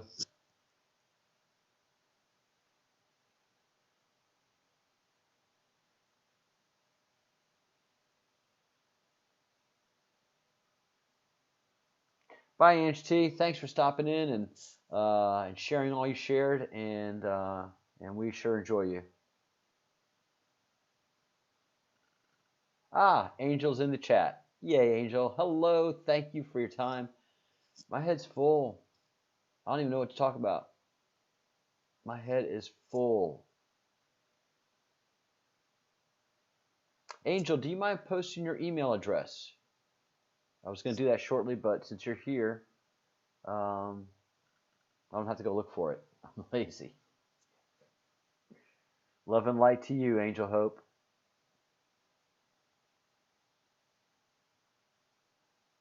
Oh, Michelle, that's a good idea for Angel. A playlist. That way, we can actually go video to video in the proper order that you want us to. And we can download that playlist and on our phones or iPad, and then just hit it when we can, get filled up. Digest, digest, digest, digest, get the next video.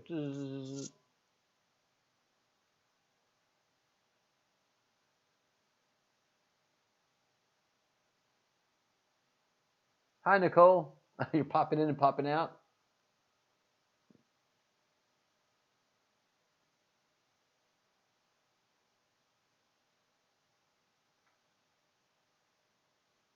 Please do, K. Yeah, there's a lot of UFO videos posting out there nowadays. Is it a video you shot, or is it a video from somebody else, K8? K?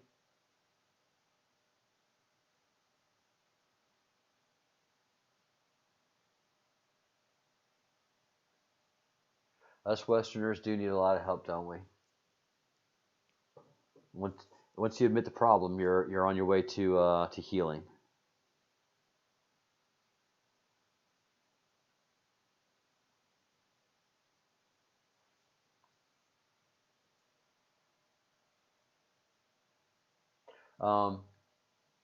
Yeah, so we've got our homework to do as a project, as a team, as a family, and as a group. And I love all y'all dearly. I really, really do. There's nowhere else that I can process all of the information that I'm taking in. And one of the things I do with this group is process all of what we have to process. We are the only people talking about this way, man. We are the only ones. Some people broach it, get close to it, but no one's over the target like we are as to, Partha being able to say, yeah, well, this is going to happen. We're going to have solar flashes. How do you know? Because Comet goes here, and then Swan is going over there, and they're going to, okay? It's going to happen. We're going to have solar flashes on 28th. All right, Partha. What happened 28th? Wages World. Oh my God, we got solar activity like I've never seen. We have an EMP. Actually, that was the 25th. We got it. We got a CME. We got a CME like I've never seen coming, and it's going to hit us on the 28th. Partha. Oh, you see, that it comes. Okay, nothing to worry about. Charles.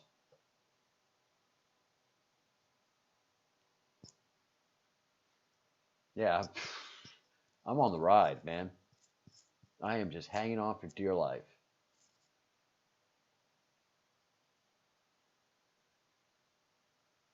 There probably is, Michelle, but the only reason I say that is because we have so many folks that come in here that have been doing research and looking, and they always mention no one's talking like the way we are. But I'm sure there are other groups. Certainly there are. Yeah, absolutely there are. They're not on the YouTubes, and so.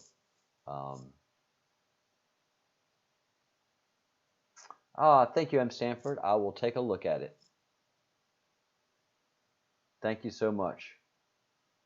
Any emails you send are so appreciated. Yeah, we all resonate here together.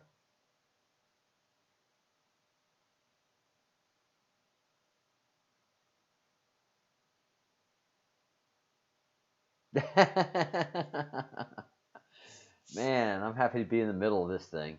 I certainly don't want to be in the caboose, but being on the front row is it's overwhelming, man. You know, and for a lot of you, kudos to you. You've been doing this for a long time and all your life. This is new to me. You know, I've been following all kind of different other breadcrumbs. This is the law of one. All of this. I was a noob a month and a half ago. Yeah, not even that. 3 weeks ago, Partha and I started talking. I was.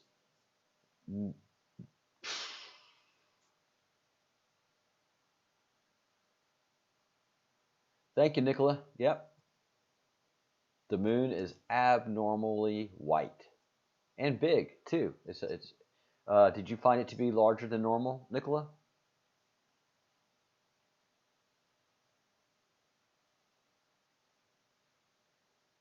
Blazing in the back with epic. The hell does that mean, Captain? I thought I thought that Epic didn't smoke weed.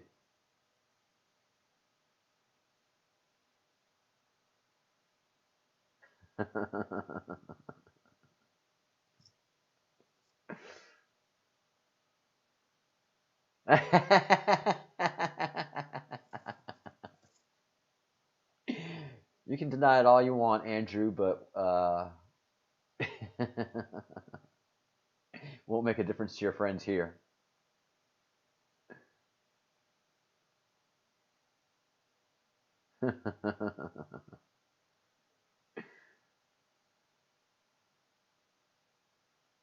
Yeah, I think everybody's had their brush with the bud.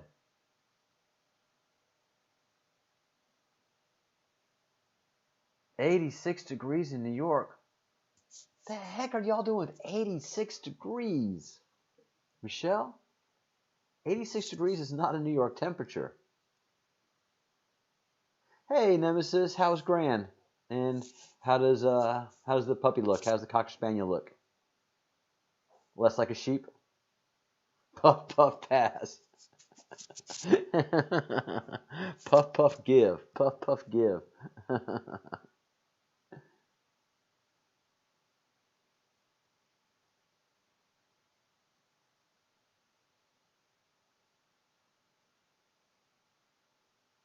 You need binoculars to see the moon, Nicole?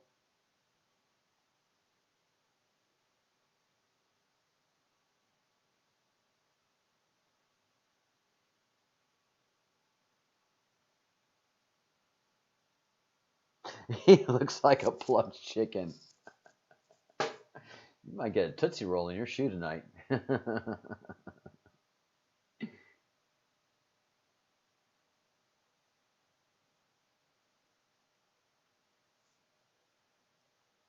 All right, Troy. Well, I'll have a stiff bottle of wine. I think that if that makes a difference.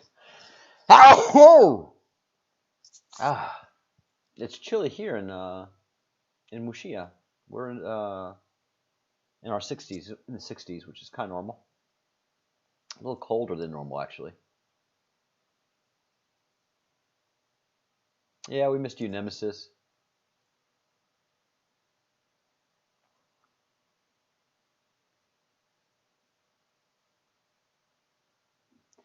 Michelle, you're getting a piano? Congratulations. Very cool.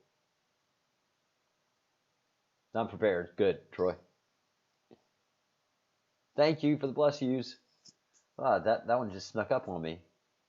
I would normally hit the mic off. Thank you, K8, for the blessing.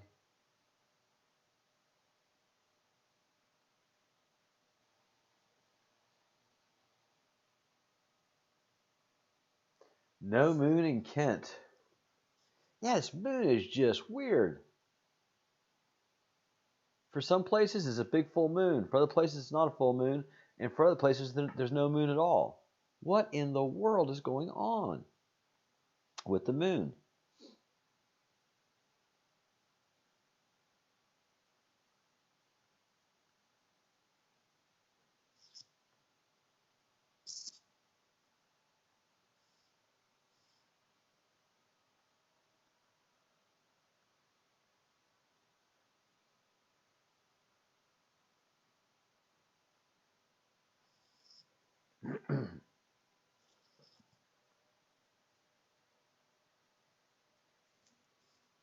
So crazy.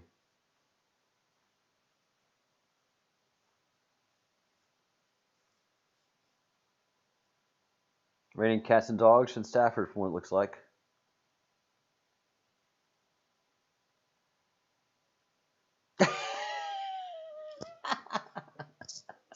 So you have a wandering moon, do you, Nemesis? So this moon just goes everywhere it wants to now? The wandering moon?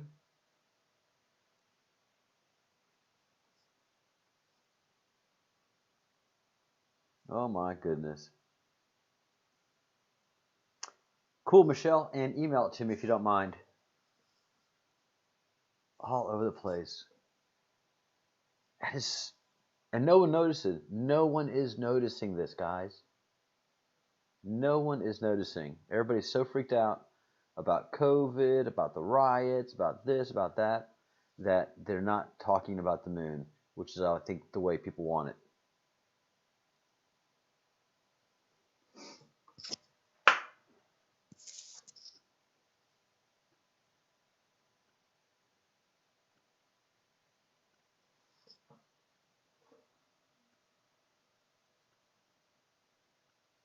The moon 2 nights ago wasn't where it's supposed to be.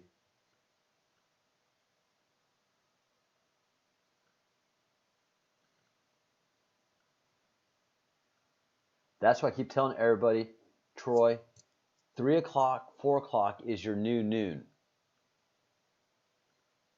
Nobody wants to believe it, but 3 o'clock, 3 to 4 o'clock is the new noon. That's when the sun is right over you. That's where it is for me here in Spain. Hey, Chris Graham.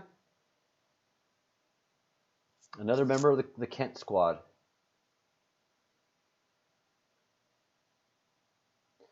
That's true, Sweets. A lot of people have been noting in this group that the moon just isn't there. It's supposed to be there, and then all of a sudden it pops up.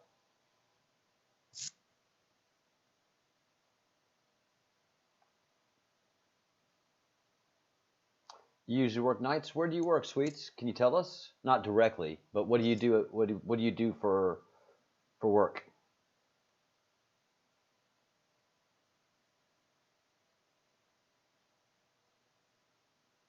That was the first giveaway for me about a month ago. When the comet thing started to fizzle, I started to notice the sun. I was like, okay, there's another tripwire. Wow, dry in one part Kent, but going down buckets in another part.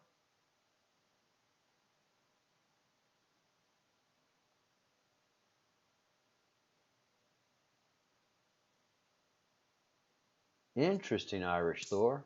Interesting.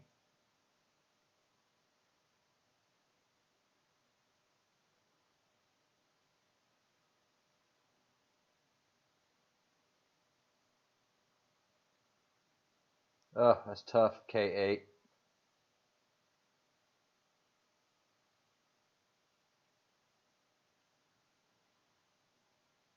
Yeah, Michelle. There's a lot of nights I've been looking for the moon and it's not there. And when I do see it, usually it's a lot lower in the horizon than I expect to, and then it's just blazing white.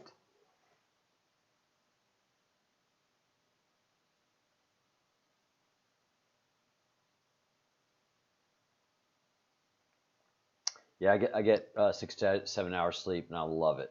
I'm so grateful. I've had insomnia, and I hate that.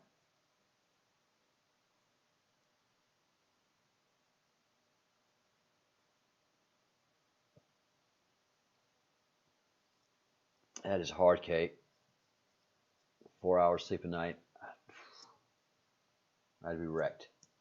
Yeah, whenever I suffer insomnia, Um, it, it, it just really affects me poorly, psychologically.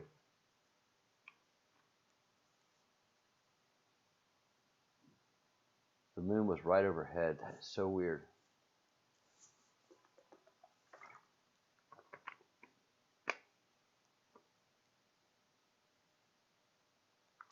Oh, Nemesis, that's so hard.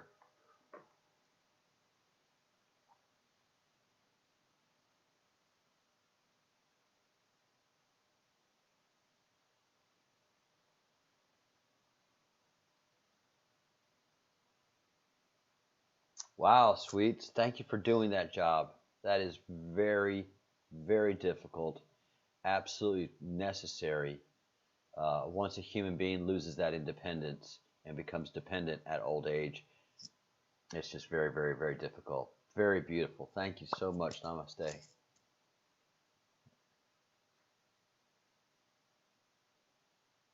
And a very brief namaste to all, because I am going to get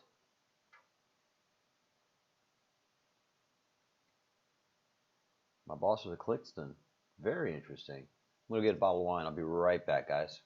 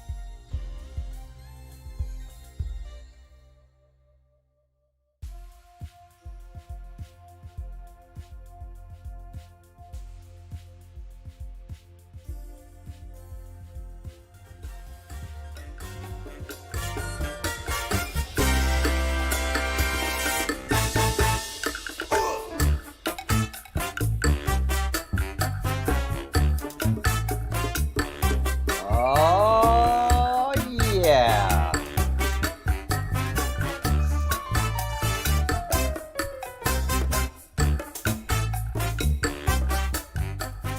It is wine o'clock. It is wine o'clock officially at the Breadcrumbs Project. this fantastic logo done by our very, very good friend Fitzsimmons, and just represents us so well. I am the Chief Breadcrumb, General Breadcrumb, the Crumb of Crumbs, and so grateful for all y'all that are here. So, so grateful. So today we are enjoying Antonio, which is a lovely Rioja. And again, it has the label, the hologram, bottle number. If you want any information on this bottle number, write that down, or just take a picture of it. And you can get any information on this bottle of wine from the winery. Has a good base that's been worked. So the bottle is mid-level expensive. And the wine is really good. Why? Because it's a Rioja wine. And all Rioja wines happen to be fabulous. I will be drinking this Rioja wine out of a earthenware cup, chalice, if you will. It is a representation of Roman, the way Romans and later societies drank their fluids until modern glasses and cups started to come around in the 18th and 19th and 20th century. And here's my friend visiting me. Hi. Cheers to everybody. A toast to all of you. K8, thanks for coming back. Epic, my co-host. Nemesis, thank you so much. Toast to you. Troy, definite toast to you. Thank you so much for all you've done. Michelle, welcome back, and hope the picture's great. Everybody, Anton, cheers.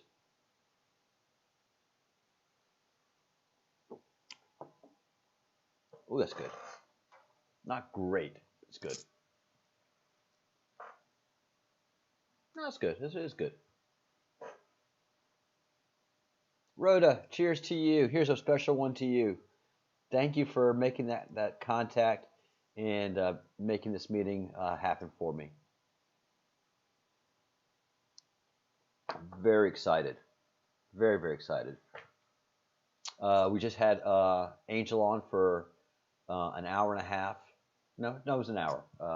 She got into the meeting late. So she gave a great lecture on an hour on sixth density, on meditation, on being a light being, and also really making us aware that many of the things that we take for granted in the Christian Bible are things that are manifested all over the world in different religions, and those being the angels and the archangels especially, by name in different religions and significance. And she really taught us that those angels are light beings. Much like Ra. So there is a lot of ET activity in and around this planet that we just don't know, man. Because the gods were real. I mean, the stuff that happened that is myth is actually written down by scribes who are going, just witnessing what they saw. They didn't have storytellers back then.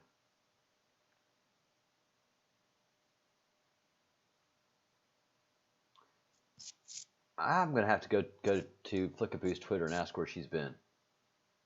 We miss her. Yeah, it's from the water bottle. My water bottle is getting the sunlight. It's just, man, the sun's going down, and my apartment faces the sun, and usually it's such a beautiful event watching the sun going down and sunsets and romance and ... Now it's just like, oh my God, you can't even look at that thing. I mean, nobody watches the sunsets anymore, and they don't notice that they're not watching the sunsets anymore because of the COVID. But the sun just doesn't look right. You can't sit and watch it during sunset. Possible. Too bright. What do you want, Cat?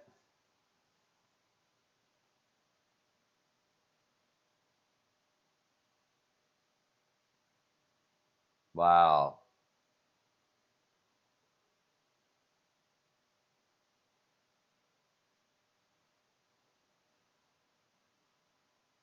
Ah, very nice, Nemesis. Cheers to your Spitting Yama beer.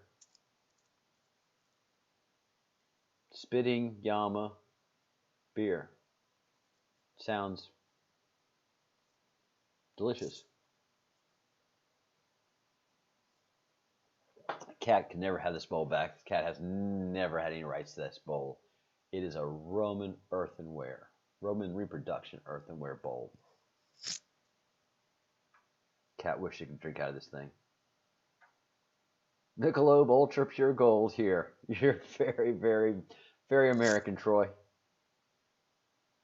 Although Michelob puts out some good beers, man. But I'm a Coors drinker if I'm going to drink beer. Man, I used to be a big beer drinker in college and after college. And somewhere in my mid 40s, I made the fall over to wine and just can't drink beer anymore. I even worked when I was in college. I was a campus rep for Coors Beer. Best job ever.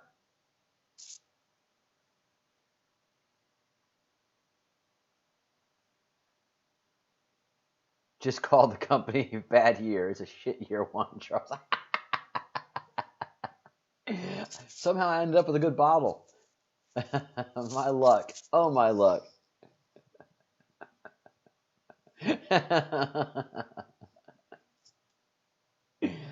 And you speak Spanish too. That's pretty cool, realist. Very, very impressive. Dear Lord have mercy, says Epic.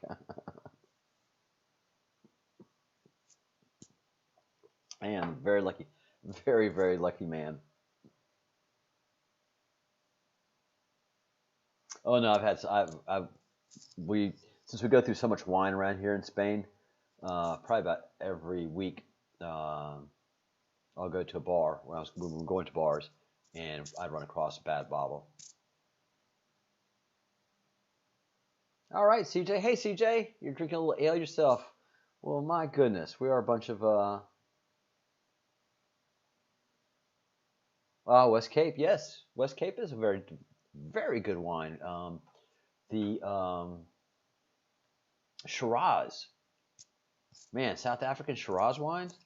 Whoo, them good. It's a mushroom beer. Huh.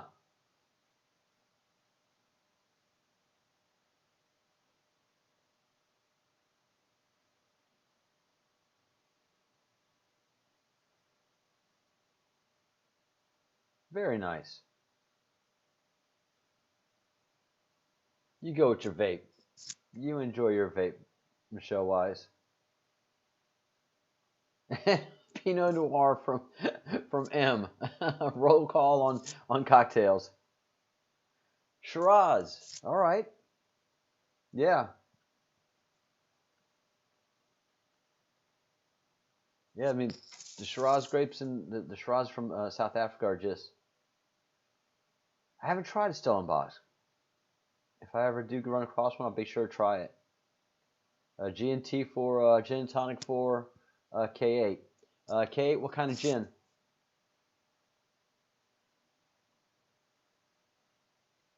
Yeah, a lot of folks are into that ginger beer. Your son's name is Shiraz. What a great name. Lives in Melbourne.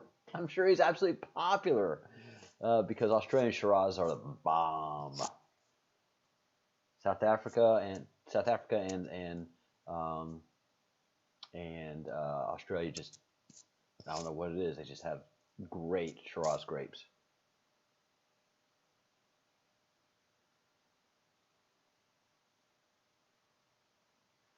Here you go, Cat.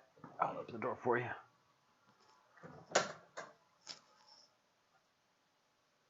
All right. Cat wanted to go outside.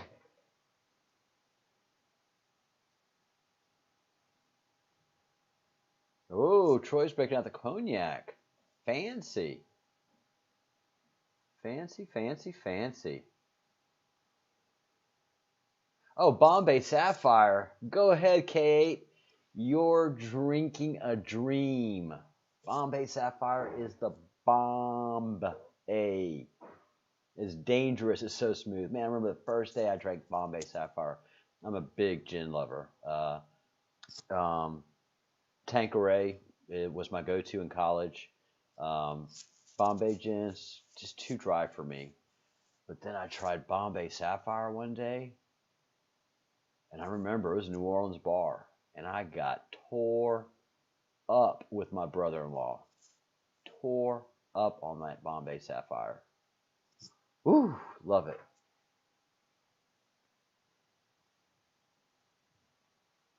Yeah, that heart is mine. Oh, I have to have Bombay Sapphire gin and tonic Friday.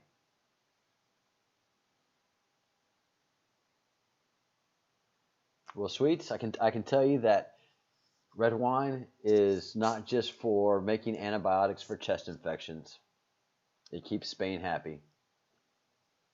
Yeah, Charles Tanqueray is genius. Genius, those juniper berries.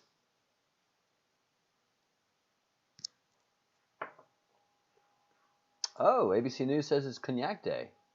Well, now you have to, Troy. I mean, good Lord, Mr. McDavid. Please. It is the day. I mean, I guess we need it after the riots. I saw a tweet today saying riot season here is already. No, riot season is here already. I still have my COVID decorations still up.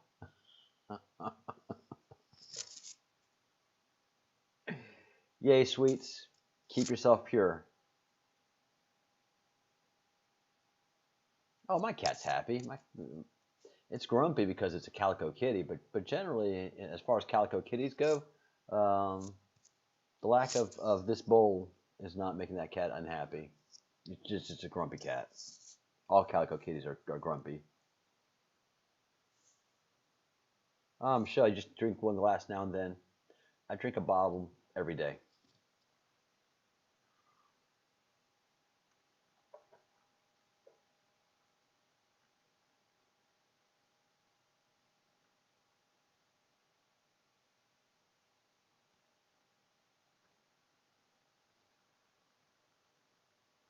Ooh. See, but the thing is, K8 has been tempted to try kombucha. But when you're a traditional gin drinker, you're a traditional gin drinker, you know? I would never gone off Tanqueray if something as exceptional as Sapphire hadn't come onto the market. I mean, Sapphire was a Tanqueray killer. Um, but I can't, I just couldn't imagine. I mean, Beefeater doesn't do it for me. Bombay Sapphire doesn't do it for me. Tanqueray's the bomb diggity. And then Bombay Sapphire is just dangerous. Where does wine fit into the Great Awakening? That's on the back side of the map. Rhoda, if you flip the Q map over, then there's that wine line, and it's got a Rioja, and then there's a symbol for a space saucer, but we found out it's actually a Roman drinking chalice. Good question.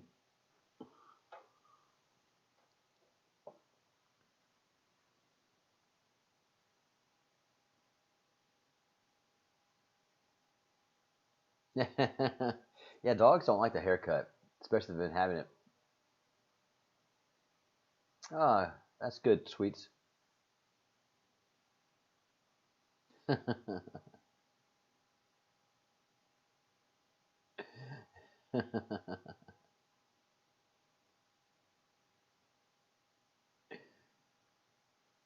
Our hair is an antenna. I would tend to agree with that. Yeah, guys, there's got to be a little bit of levity with all this heavy. I mean, there's no doubt about it.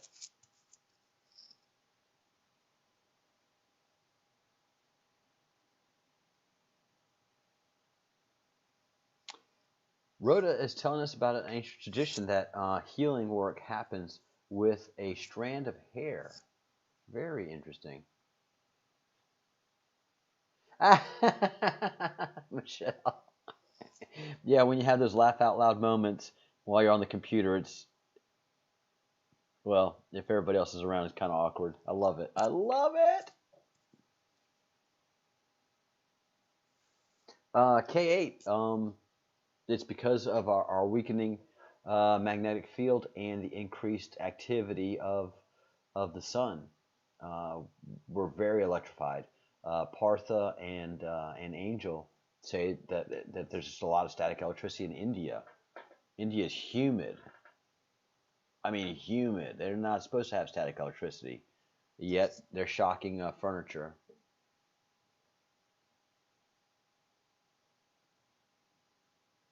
Oh, it's beautiful. You have a strand of your dog's hair on you at all times.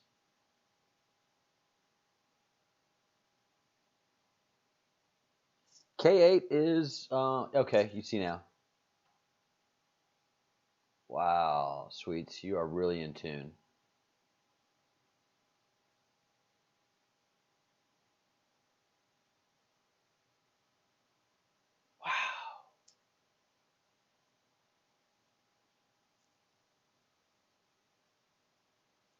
Wow. Harry shedding bugger. Well, maybe you should be a little more appreciative and loving about it, Troy.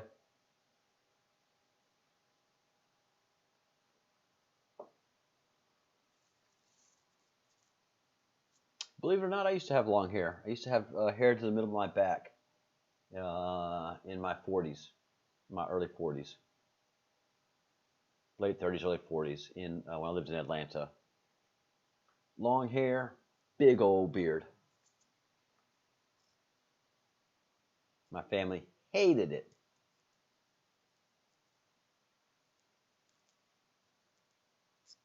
All right, guys, I am going to wrap up my portion so that the chat can continue down below.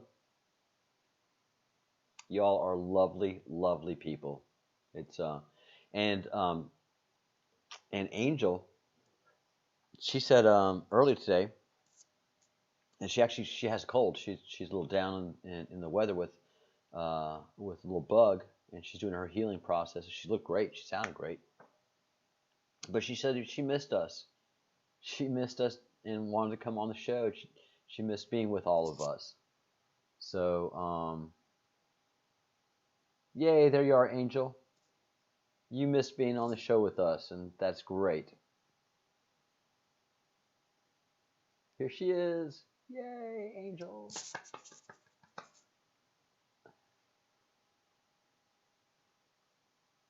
Yeah, I'm glad you and Angel made the connection, Spartan. I think she's opening up the world for you, my friend.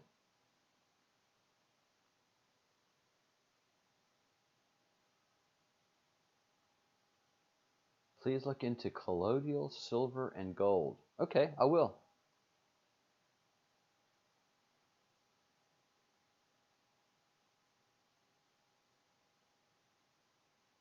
Interesting.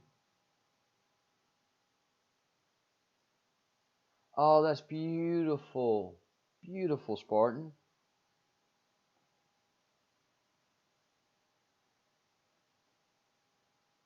Well, you know what? All religious men are always encouraged to maintain a beard. So maybe that is part of an antenna for men.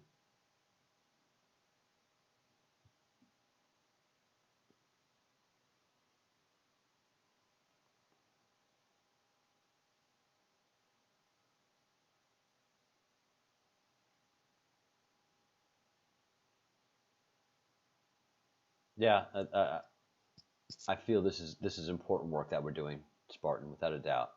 This is important work, and it's not for everybody. I've been saying that again and again tonight. What we do here is not for everybody.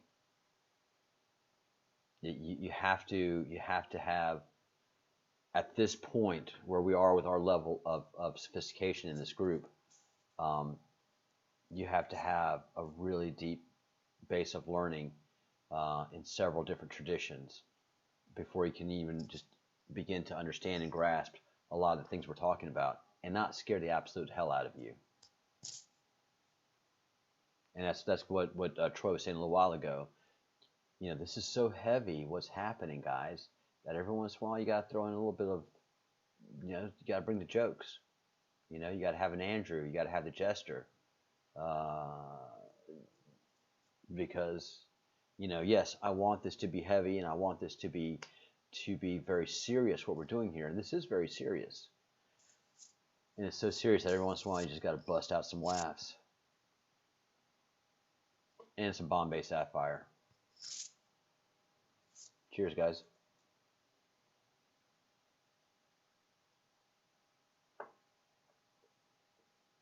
Incredible. All right, sweets, I'll definitely check it out.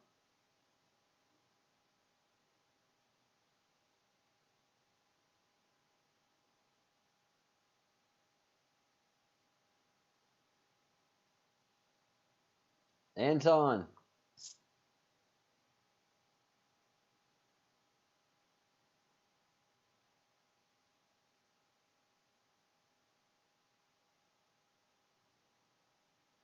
It happens, Spartan.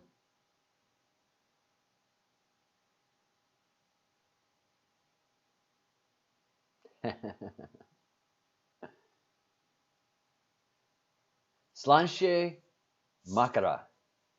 I've been practicing. Slanche.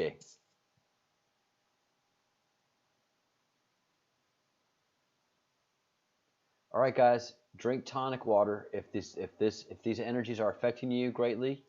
Sweets, who's been dropping some gems with us tonight, who's new, and Sweets, consider yourself a fellow of the crumb because you have been dropping some absolute gems.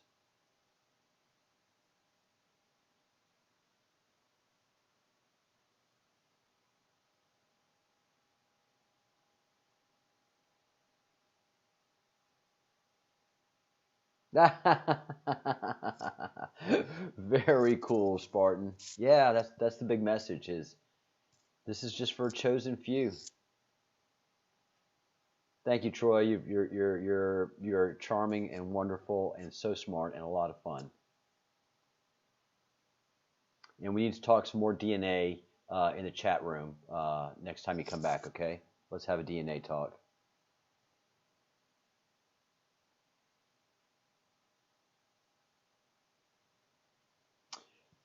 Very interesting, Rhoda.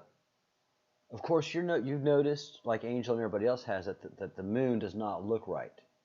And supposedly tomorrow we're supposed to get a full moon, although everybody's seeing it full and huge and white. Why not gaze at it? What's wrong with gazing at it?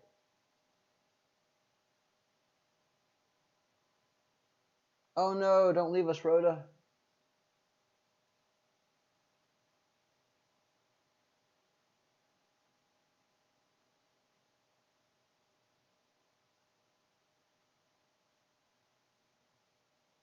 Oh, the eclipse. There's an eclipse tomorrow. Okay. Thank you. Thank you, Rhoda. And stay in touch, please. I'm looking forward to developing our relationship more. Thank you, sweets. That's very, very kind of you. Tomorrow we have a penumbral eclipse. This group is amazing. You guys are amazing. We just transfer so much information in this group. Holy cracks.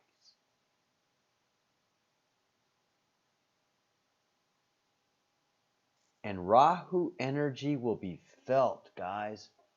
Rahu energy. We've been talking about Rahu a lot. Some parts of the world say, I'm so glad you were able to say all that before you left, Rhoda. Thank you so much.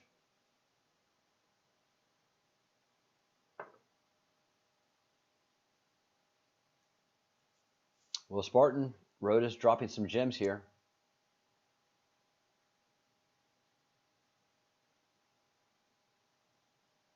So is Rahu Ketu that cause eclipses.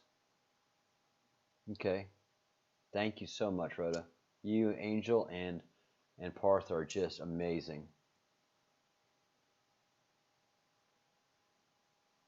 Okay, okay, sweets. As you see, we're a patient group.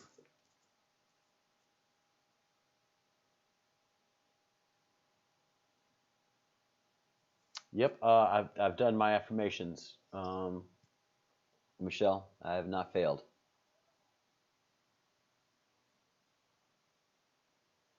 Yes, you can, Spartan.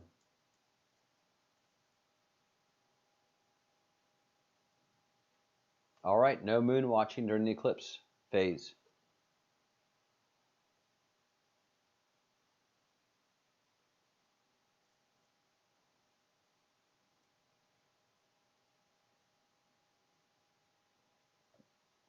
Oh, interesting. Oh, interesting. India lives on such a unique cycle. Thank you, Rhoda.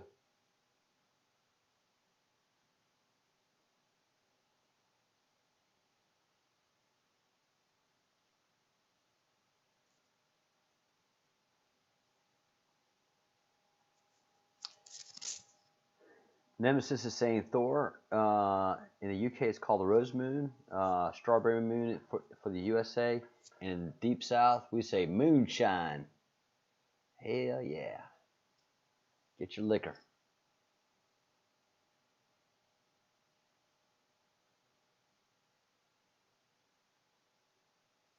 Well, Sweets, you got to keep up your energy in the job that you do, that's for sure.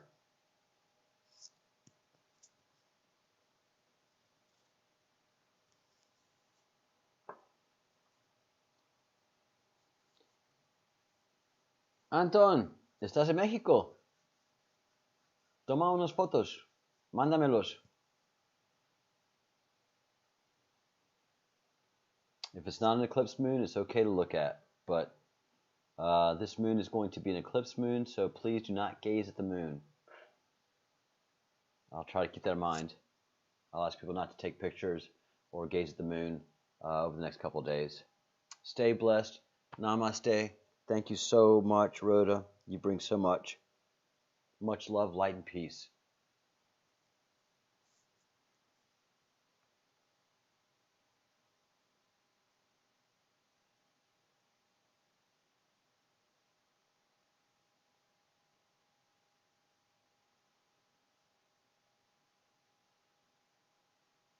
Yeah, the places in India that they've done archaeological digs on and have found no bathrooms, no latrines, vast cities, well organized, beautiful architecture, you know, straight lines and no latrines, no bathrooms.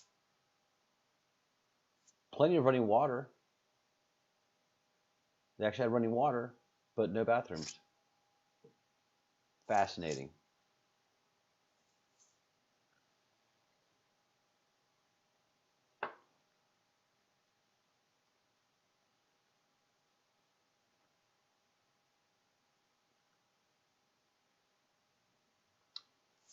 Sweet. You just dropped the Q on us.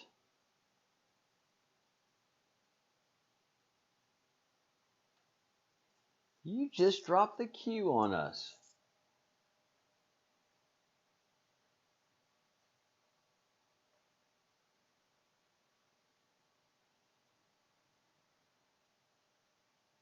As above, so below, sweets. As within, so without. Beautiful. Thank you for that, sweets. Very powerful. You've moved everybody in the group.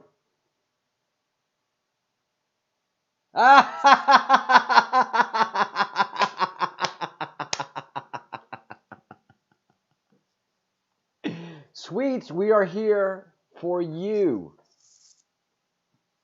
How funny. How absolutely funny. Yeah, I mean, we're deciphering the Q map, and we have our area of responsibility. I look at it, the upper quarter of the Q key, the black and white one. This one.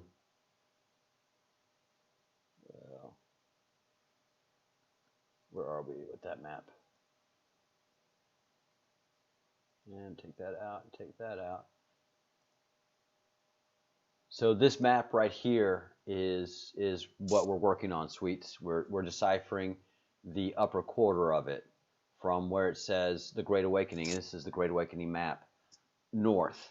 All of that is what Angel, Partha, myself, and so many people that come in and out of here are deciphering. We've done great work. We have deciphered most of it, and adequately, especially to pass most tests. So yeah, we are part of the queue as well. We don't mean to be inadvertently, but we are, and I believe it. I absolutely, only because of what my eyes have seen and what I've experienced. So that's why I keep this background going. Prepare for the flash. We are definitely going down the rabbit hole, but we're all about the love and light in this group. So, how funny. How absolutely funny.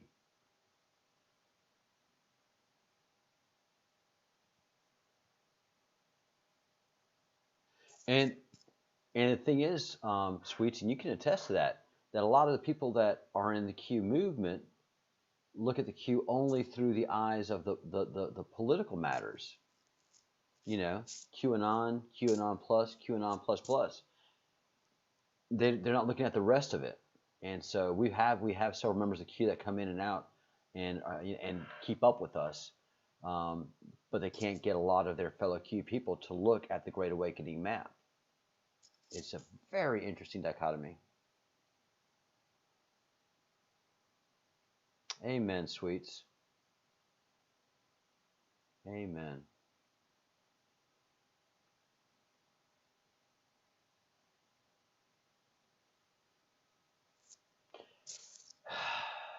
You have a feeling of joy because you're so aligned.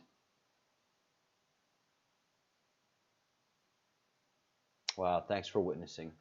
Thanks for talking to us and sharing with us. You know, because I don't have the energy channeling that you do, sweets. I get anxiety. I get a little bit of fear about what's coming. Thank you for the power of your message. How incredible. I would have never taken you for a Q. Never. And that's the beauty of the Q.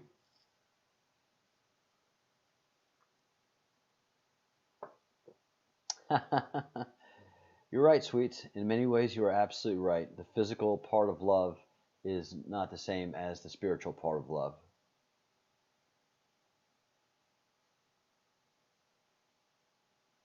Thank you, Spartan. Thank you for that powerful, powerful feeling. Yeah, I was saying, you know, the beauty of being part of the queue, which I don't know each individually how y'all feel about it, but I feel that I am. And we are hard to spot. You know, we're not like the Antifa. We don't wear, you know, we don't feel a need to dress in uniform. We're intellectually the Q, but outwardly you'd never spot us. I mean, you can spot an Antifa kid, boom, like that. They were getting their butts kicked. Because they're easy to spot. They wear the black, they have the baggy pants, they have the whole thing going on, they have the attitude. If it's, you know, the beanie, but the Q, you don't know if it's someone in your office, you don't know if it's a family member. You just don't know who's Q. And that's awesome.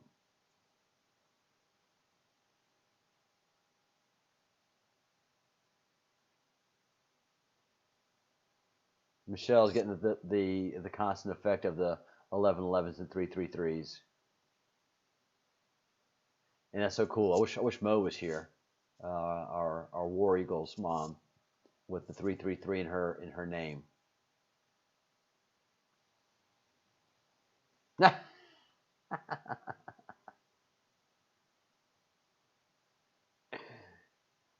Oh, that is cool, sweets. Very, very cool. You actually don't mind having you don't mind being identified as Q. Very, very cool.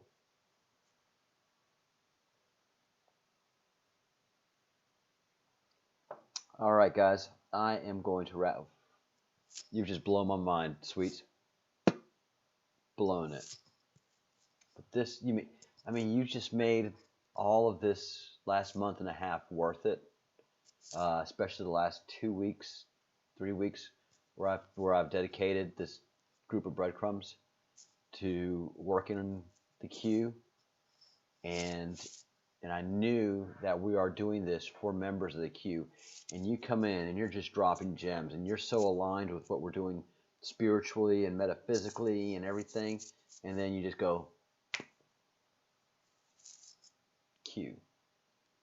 Oh, it's awesome. It's like a TV show.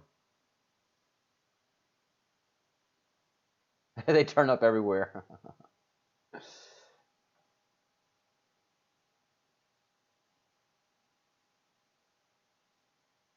How crazy, Spartan. And I mean, in a way, you are our spiritual Sherpa. You keep us spiritually clean, and what you see and experience has a series of its own manifestations for you that give you the clarity. It's beautiful.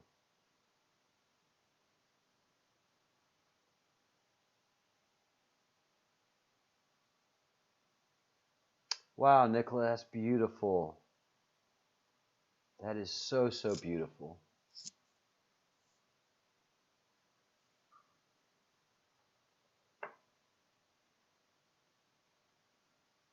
Wow, Irish Thor. All right, we're going to have another discussion about anonymity.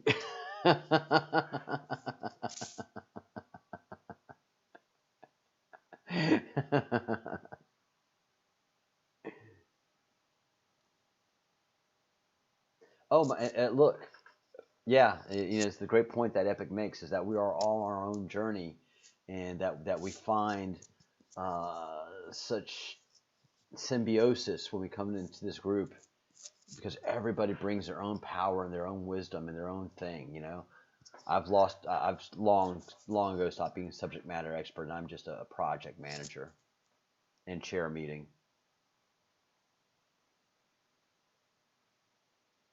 I really do. I chair a fellowship, and that's what we do in these amazing daily meetings. Is I chair a fellowship of some brilliant,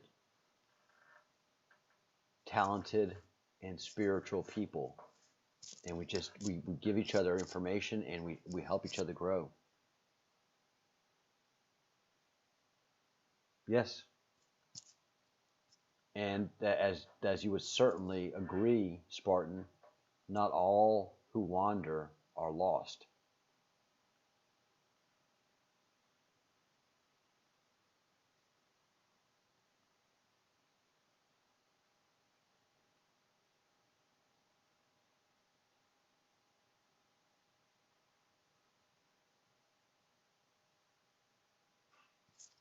And I can tell you, everybody in this group here, we are all wanderers, intellectually speaking, for sure.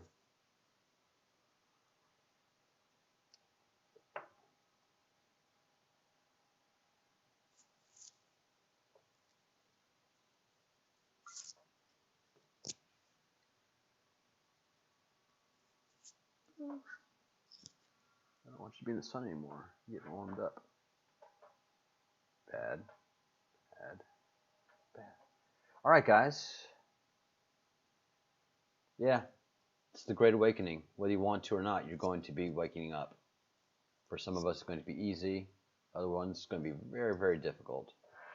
But for this group here, we're going to enjoy the show. We're preparing ourselves spiritually, intellectually, emotionally, mentally, and we're doing it together. All of you people, you know? All of you guys are preparing each other and me for what's coming. I'm just so grateful and humbled for every one of you being a part of this group. Thank you so much. Think good thoughts, do good deeds, and say good things. Yeah. Peace, my friends. Love and light.